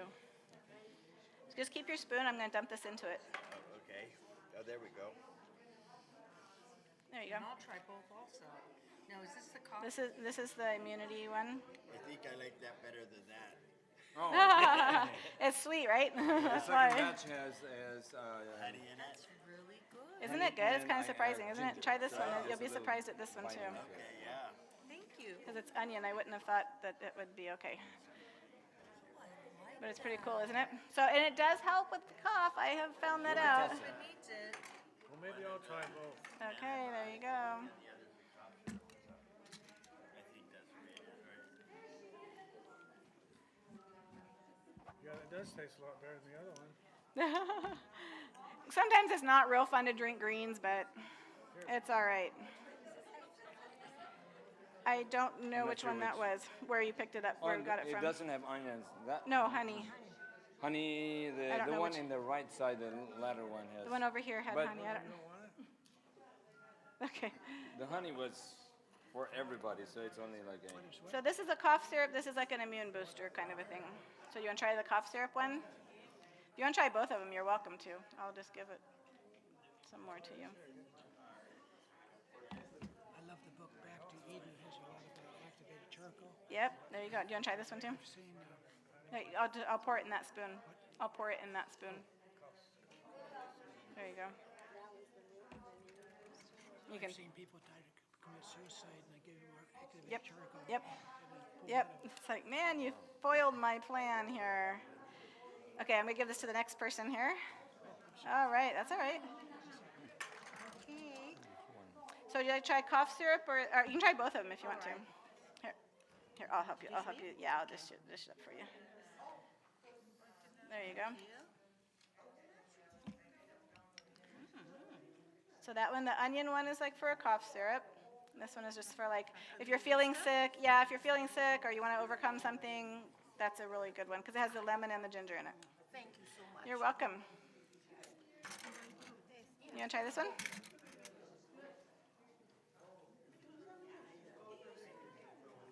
There you go. Which one or both? I'll try both. You want to try both of them? Okay. Hold that for me. Thank you. There you go. That one's for cough. The onion one's for cough. And it's amazingly, I think it's amazingly good. That's all right. We'll clean up later. Cough or both of them. Do you want to try both of them? Okay, there you go. Hold that one for me. And then I'm going to just kind of trickle that into there. There you go. That's for coffee. Yep, the onion one is for cough. And then this one is like if you're just feeling under the weather. Do you want to try it? If you're just feeling under the weather, it has the ginger and the lemon in it. I'll try the coffee. Oh, you want to try the cough one? Okay. Put it on top of that. Okay, thank you. I'll pour it over here. There you go. Oops, got a little onion on there. Okay. You want immune one? You can try the cough one. You'll be surprised too. So stick around. Keep your spoon. Which one? This is for like if you're kind of feeling under the weather. Yeah. Got a cold, something like that. And then you can try the other cough syrup if you want to as well.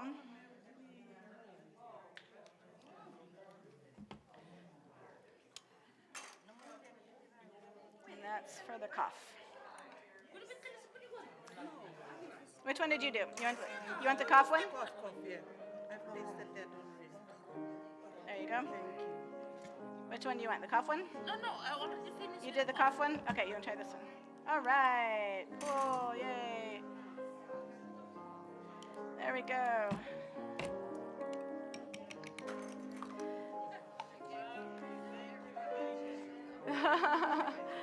All right. Can we use other thing than honey? You know, I haven't tried like for agave. You might be able to use agave nectar. You can probably do that. Make sure it's raw.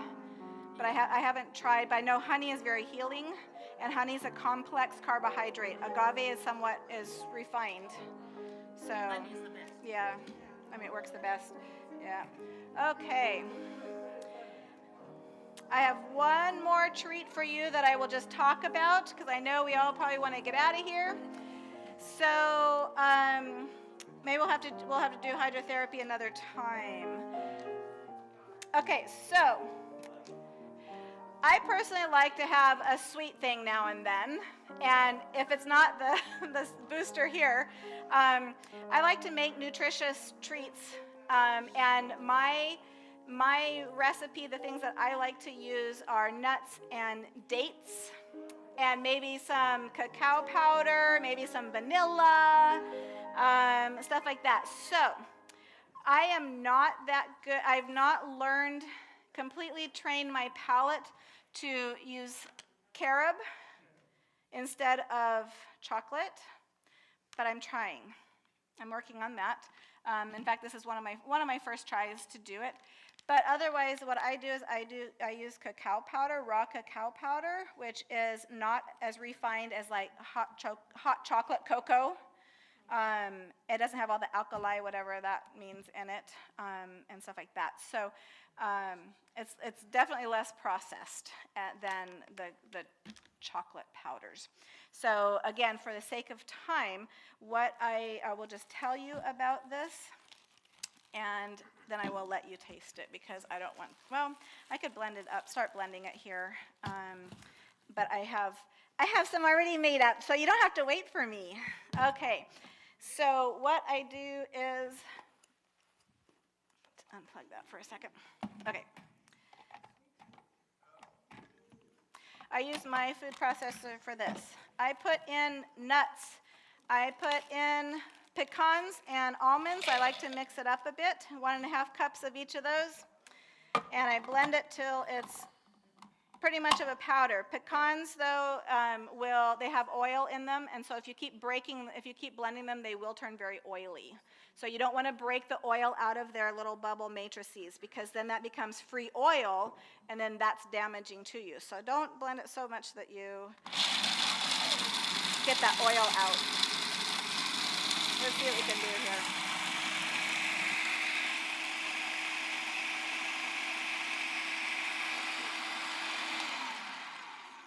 Okay, so that's kind of like a nut meal.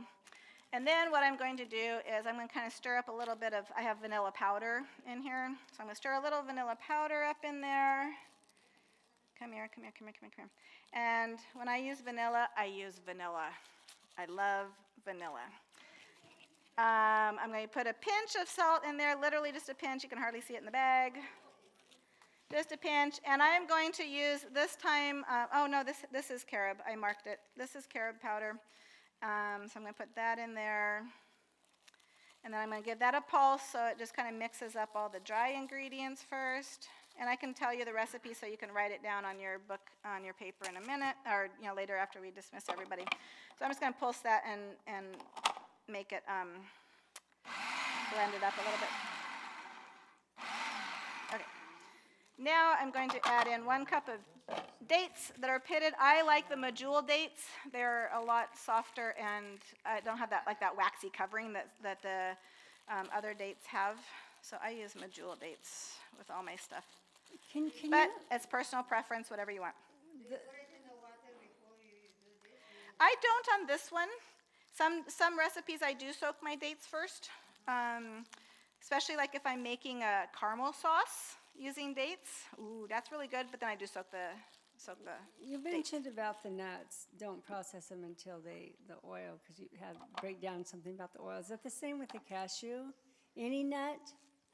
Any of them, Some are if a you're lot- trying to stay away from oil? Some are oilier, naturally oilier than others. Walnuts are naturally oilier, and pecans are naturally oilier.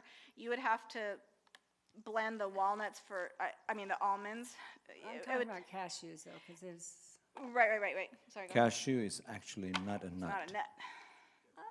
It's not a nut. It's from the tropicals. We know that it's a fruit, and that is actually an extension of a fruit on the outside.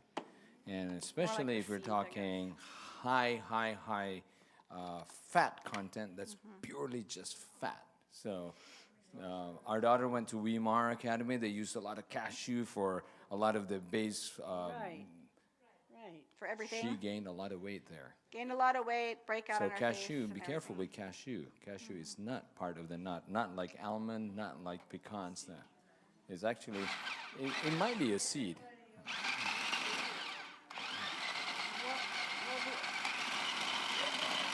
Couple tablespoons of water just to add moisture to it.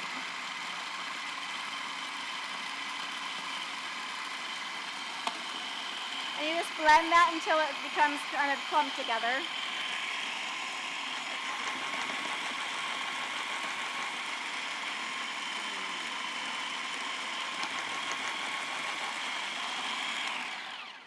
The other question I have is, you said vanilla powder, and Yep.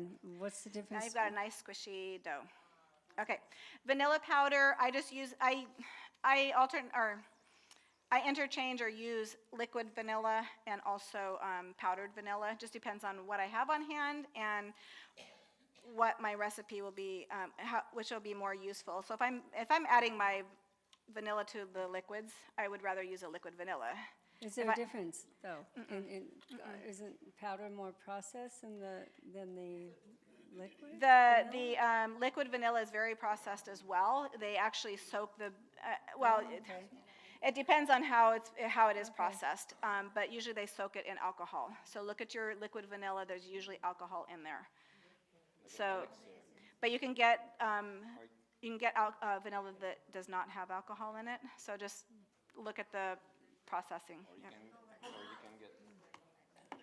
Or you can get the actual vanilla bean. The vanilla beans and are then fun scrape to it use. yourself, then you have the essence. Very expensive.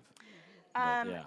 Generally 1 teaspoon to this recipe. If you're writing it down, I use 1 teaspoon of vanilla, but I am very generous with my vanilla, so you can add as much. Yeah, heaping teaspoon of vanilla. And how much of the cacao? 1/3 of a cup. You wanna try? All right, somebody else can pass this around. Well, I think we'll dismiss, because I think maybe we don't have time for the hydrotherapy unless you guys want to stay. We have time. You have all afternoon for this? Okay. Okay, if you want to stay, you're welcome to stay. We'll do a hydrotherapy session. It's hot and cold. There are different ways that you can administer hot and cold treatments for different reasons. An injured ankle, for example, is swollen up. Use ice for the first 24 hours, and then after that, alternate hot for 3 minutes, cold for ice cold for 30 seconds. The reason why the timing for this is both heat and cold are stimulating for a few minutes. Hot is stimulating for about 5 minutes. If you fill up a bathtub with really hot water and you step in there, you're going to go like this because it's too hot, right? But boy, if you're able to sit in that hot tub of water, after about 5 minutes, you're going, oh, that feels so good, because now it's I want to say depressing. It's not depressing as in mentally depressing, but now everything starts to slow down after about 5 minutes. Okay? Cold, if you get into a cold shower, you jump into a cold pool. I hate jumping into a cold pool. I go down toes, ankles, knees. Okay, I like to suffer longer, I guess. Other people just want to jump in and get it over with. But what happens when you jump in the cold water? Like this, right? But you've heard of people falling into a frozen lake or something like that, and just very quickly, 30 seconds or whatever, especially a frozen lake, you get that like this first, but then very quickly with the freezing water, it depresses, and that's what shuts down all the molecular. That's why some people have been able to be resuscitated after being in a frozen lake. Oxygen consumption is completely decreased, right? Scorpions. Scorpions can be frozen in a block of ice. When it thaws, they can walk away like nothing happened. Kind of weird. Okay, so for hot and cold therapy, having those ideas and that principle in your mind, for hot and cold, you want to do the hot for about 3 minutes. You don't want to, you want to create that excitement in your blood, get that blood there and flowing, right? But not so long that the vasculature system, your tissues and everything start to go, okay, so that was really good. Now I'll just kind of go to sleep. No, you want to keep that excitement. So only for about 3 minutes do you do the heat. And then with the cold, only about 30 seconds because you want that, that effect on your bloodstream there because it'll close up. The hot will open up and get all sorts of new blood in there, new oxygen and everything. Then the cold water will go like this and close up your vasculature. In the freezer, there are 2 pitchers and a little bit of ice in that far corner over there, the freezer over there. Bring the pitchers in here and the ice, and then we'll dump it in there.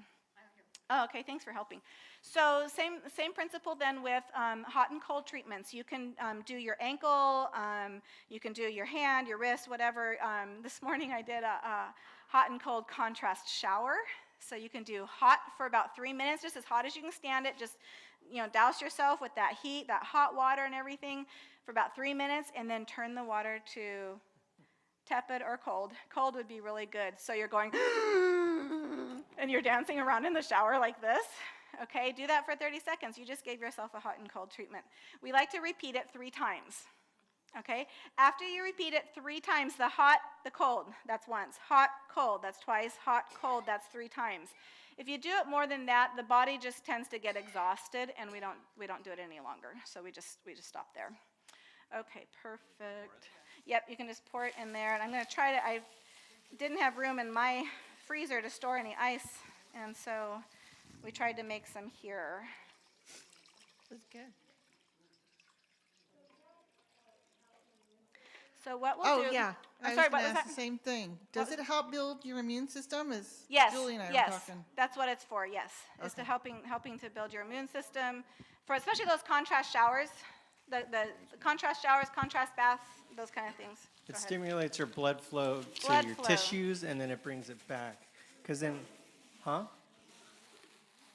Oh, you do it when you're sick. But I think it's also just good to, Maintenance. like, you could even do it throughout the week. Like, when Yes. you're done with your shower, just put on cold. Yes. It's actually good for you. Yes, it keeps that immune system, keeps your white blood cells, everything circulating, doing good.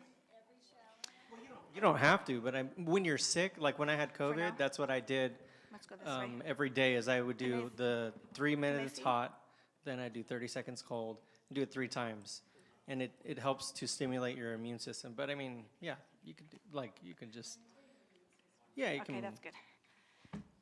Yep, you can totally do it as maintenance and as therapy as well. So what I'm going to have Fernell do is he has had a frozen shoulder. So what we're going to do is we're going to do hot and cold compresses on his shoulder. It's his right shoulder, so I'm going to have, so we're laying in the right direction. But you're going to have, I can't do it through your shirt, dude. You want paper towels on that? Okay, you do that. You get ready. I'll get that. Okay. So what you need for this, we just have it fancy here with the massage table and sheets and stuff. You can totally do this on the couch, on the bed, on the, whatever. Just put something down so you can control a little bit of the water dribbles or whatever. You will need towels for covering the compresses. We happen to have a towel warmer because I want to do this more consistently on people. So I put wet towels in here, and these are nice and very toasty warm. So we'll be using those on him. Otherwise, you can just use a bucket of hot water that you've boiled on the stove. And a nice way to handle those, if you're going to do it on the stove, is to get your towel. This one's too big for it. You wouldn't use this big of a towel for your compress. But you can wind it up like this. Keep the 2 ends dry, dip this into the hot thing, and then wring it out. That way you can handle it. You don't have to burn your hands, okay? But again, this is too big of a towel. This is what I'm going to use to put over top of the compress. So we will do Night-night? Wait a minute. Wait a minute. Okay, so we're going to get him comfortable here. I've got that, and he's probably going to be too hot, so I probably don't want to put this over him, but you would want to keep people warm and not let them get chilled, okay? But it's pretty warm in here. All right, so I'm going to stand over here. What I'm going to do is get a hot compress out of here. And if it's too hot, let's see how we're going to do. We'll shake it out a little bit. But you want the heat. We'll lay that over top of wherever that's going to be, wherever you're treating. And then you want to put this over top. Wool is really good. It keeps the heat in. I just happen to have a big heavy towel right here. So we'll do that. And we'll time it for 3 minutes. So for injuries, see what else could we use this for? Aches and pains, arthritis, here or down there. So this is what we would do. If it's getting too hot, I'm just going to kind of show you the technique. We don't need to last for, completely for 3 minutes and 30 seconds, but as long as you know that technique. So if it's getting too hot, how is it for now? It's still okay? Okay. So if we were using water from boiled on a stove, it might get too hot. So what you can do is lift this up, dry off their skin, just even by doing this, and then put it back down. The steam is kind of what makes it accentuate the heat. But as you do this more, go through these cycles, you're going to find that they're going to be, you or they will be able to tolerate it a lot more. So the next hot towel won't be quite as bad. Won't feel quite as bad. You know what I brought the towels for? I brought 6 towels for. One was for my cold one. Looky there. Okay, so those 3 minutes are, what's that? Yeah. Okay, so now watch out. Here comes the ice water, and you do want it ice water.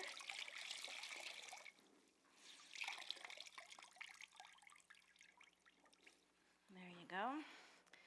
And as quickly as we can, we're going to come over here. We'll take off the heat, the hot one, and we'll put on the cold one. The hot one, you don't want to do this because it will accentuate the heat. But this one, you can keep that cold going. Look at him. I love it. See, do you see that reaction? Right? So for 30 seconds, and then we'll take that one off. Thank you. Oh, whatever. Come on. Okay, let's get another hot one. And we'll do this.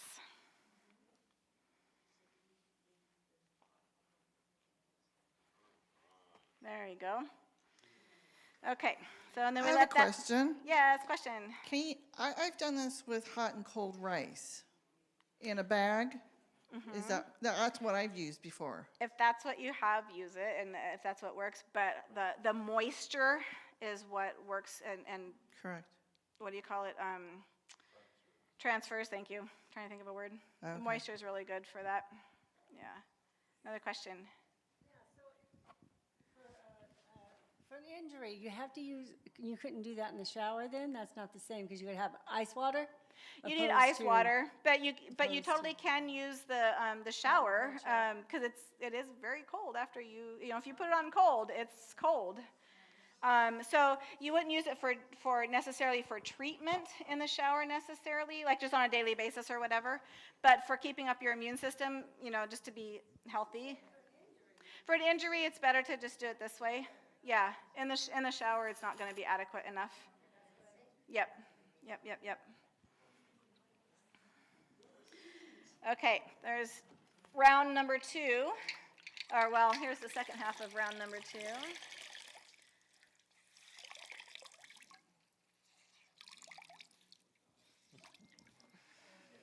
Was that heat better to tolerate this last time for now? Was it easier?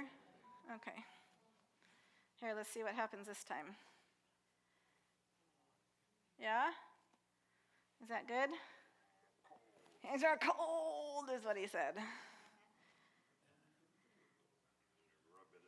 Rub it in. There you go. Good job. Nice and cold.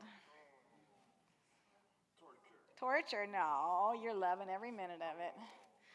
Every 30 seconds of it. Okay, round number 3 towel here. There we go.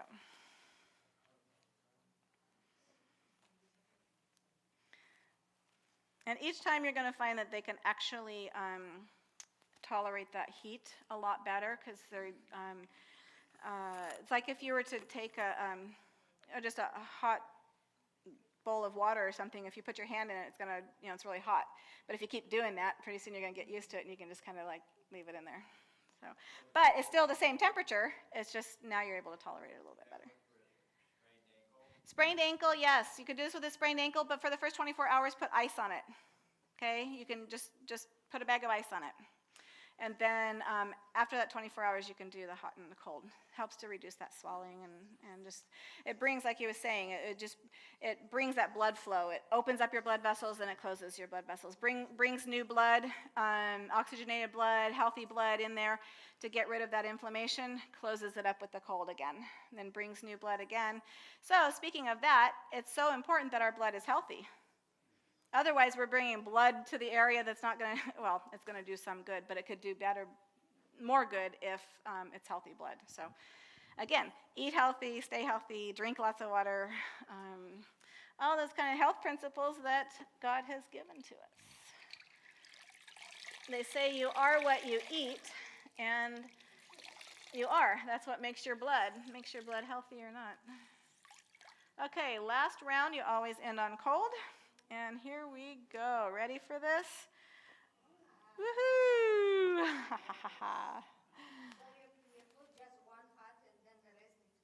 Nope, you do hot, then cold, then hot, then cold, then hot, then cold. Do that 3 times. Do it 3 times, not any more than 3 times, otherwise then your body just starts to get fatigued, even though you don't feel like you're tired. It's just the physiology starts to get tired out. So. He gets. You're getting your hot and cold treatment while you're giving him a hot On my and cold hands? treatment. Yes, your hands. On my hands, yes, you're right. All right, how are you feeling? 100%. I've lost him. Okay. All right, well, thank you very much for being a guinea pig.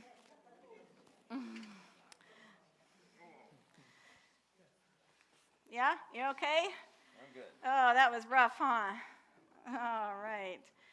Very good. Okay, so those are just some things that we've been playing around with at home, natural remedies that can be used, and so I hope it was a little bit helpful for you. Did you guys get your fill of those little critters over there? You're welcome to have more if you want. What do you call fomentation? Hot fomentations, compresses, yeah. You can put them to your abdomen, you can put them to wherever, most of us in here probably aren't having menstrual pains anymore, but it's good for that. Lower back pains, stuff like that is good as well. Yeah, anywhere where you want to kind of create that pumping motion to heal up from. Anything else? Is there any cure if you receive any cramp in your body? Cramps? Oh, cramps? Yes. Oh. You want warmth for cramps? Cold is just going to make them go like this. So you'd probably want to put a hot pack on it, but you have to find out what's causing the cramps. Maybe you have an electrolyte imbalance. Maybe you have, some other, calcium, magnesium, that kind of stuff that might cause the muscle cramps. So you kind of have to remember the quote that we started out with first. It's on the front of your page. Those 4 things that you need to do is the first one is ascertain what the problem is. So you know how to treat it, because otherwise we're just doing the same thing as allopathic medicine does, is you're treating the symptoms, you're treating the symptoms, you're treating the symptoms. Yeah, it's great for relief, but then pretty soon, if we take away the symptoms, we forget about looking for the problem. And how do you find it? You go to the doctors and can tell you? How do you find it, what it is? Some of it is self-experimentation. It's like with headaches. We're talking about headaches. Maybe it's because I haven't drunk enough water, or maybe it's because I've got tension in the back of my neck or something like that. So find out, yes, if I were to go to a doctor and come up with, okay, so this is the reason that you're having these symptoms, I would say, okay, great, bye-bye. I'm going to work on it myself. Now that I know what the problem is, I'm going to go see what I can do. This is how I would do, but I'm not everybody. So sometimes sometimes I don't like to guess, and sometimes the doctors may be a little bit better at coming up with that diagnosis, but it's like, well, maybe I should try this. Well, maybe it's this, so maybe I should try that. You know, all the self-diagnosing things. But some of it's very simple to come up with, you know, as to why. But something physiologically like cramps, you may not. But yeah, you can check your water your status, you know, or make sure you're drinking enough water, but your electrolytes may be off. Try drinking coconut water and see what happens, see if that helps. Get some magnesium going in there. Anything else before we close up for today? Well, thanks for hanging out with us all afternoon. Well, we'll close with prayer. Brandon, do you want to close with prayer for us? Thanks. Dear Heavenly Father, thank you for the Sabbath day you've given us to spend time with each other, and the things that we can learn that are close to us, that we can use the simple remedies to help for all our illnesses, and how you taught us there's things that we could do to just make sure that we don't get those in the first place. So we pray that we start there, and if that doesn't work, then we'll go to other things. So I just pray that these things would stick in our minds and so that we can use it on ourselves and help to alleviate the suffering of other people we know. So just pray that you continue to send your Spirit upon us. In Jesus' name, amen. Amen. There are a lot of resources out there, too. Look for resources, books. Back to Eden is a great one. Vance Farrell has the Encyclopedia of, what's it called? Encyclopedia of Natural Remedies, I think, by Vance Farrell. That's another good one as well. So, yep, resources are out there. Thanks, everybody. Thank you for coming. Thank you for staying. Thanks for hanging around. Yep. This is the flu bomb. Yep. Oh, no, no.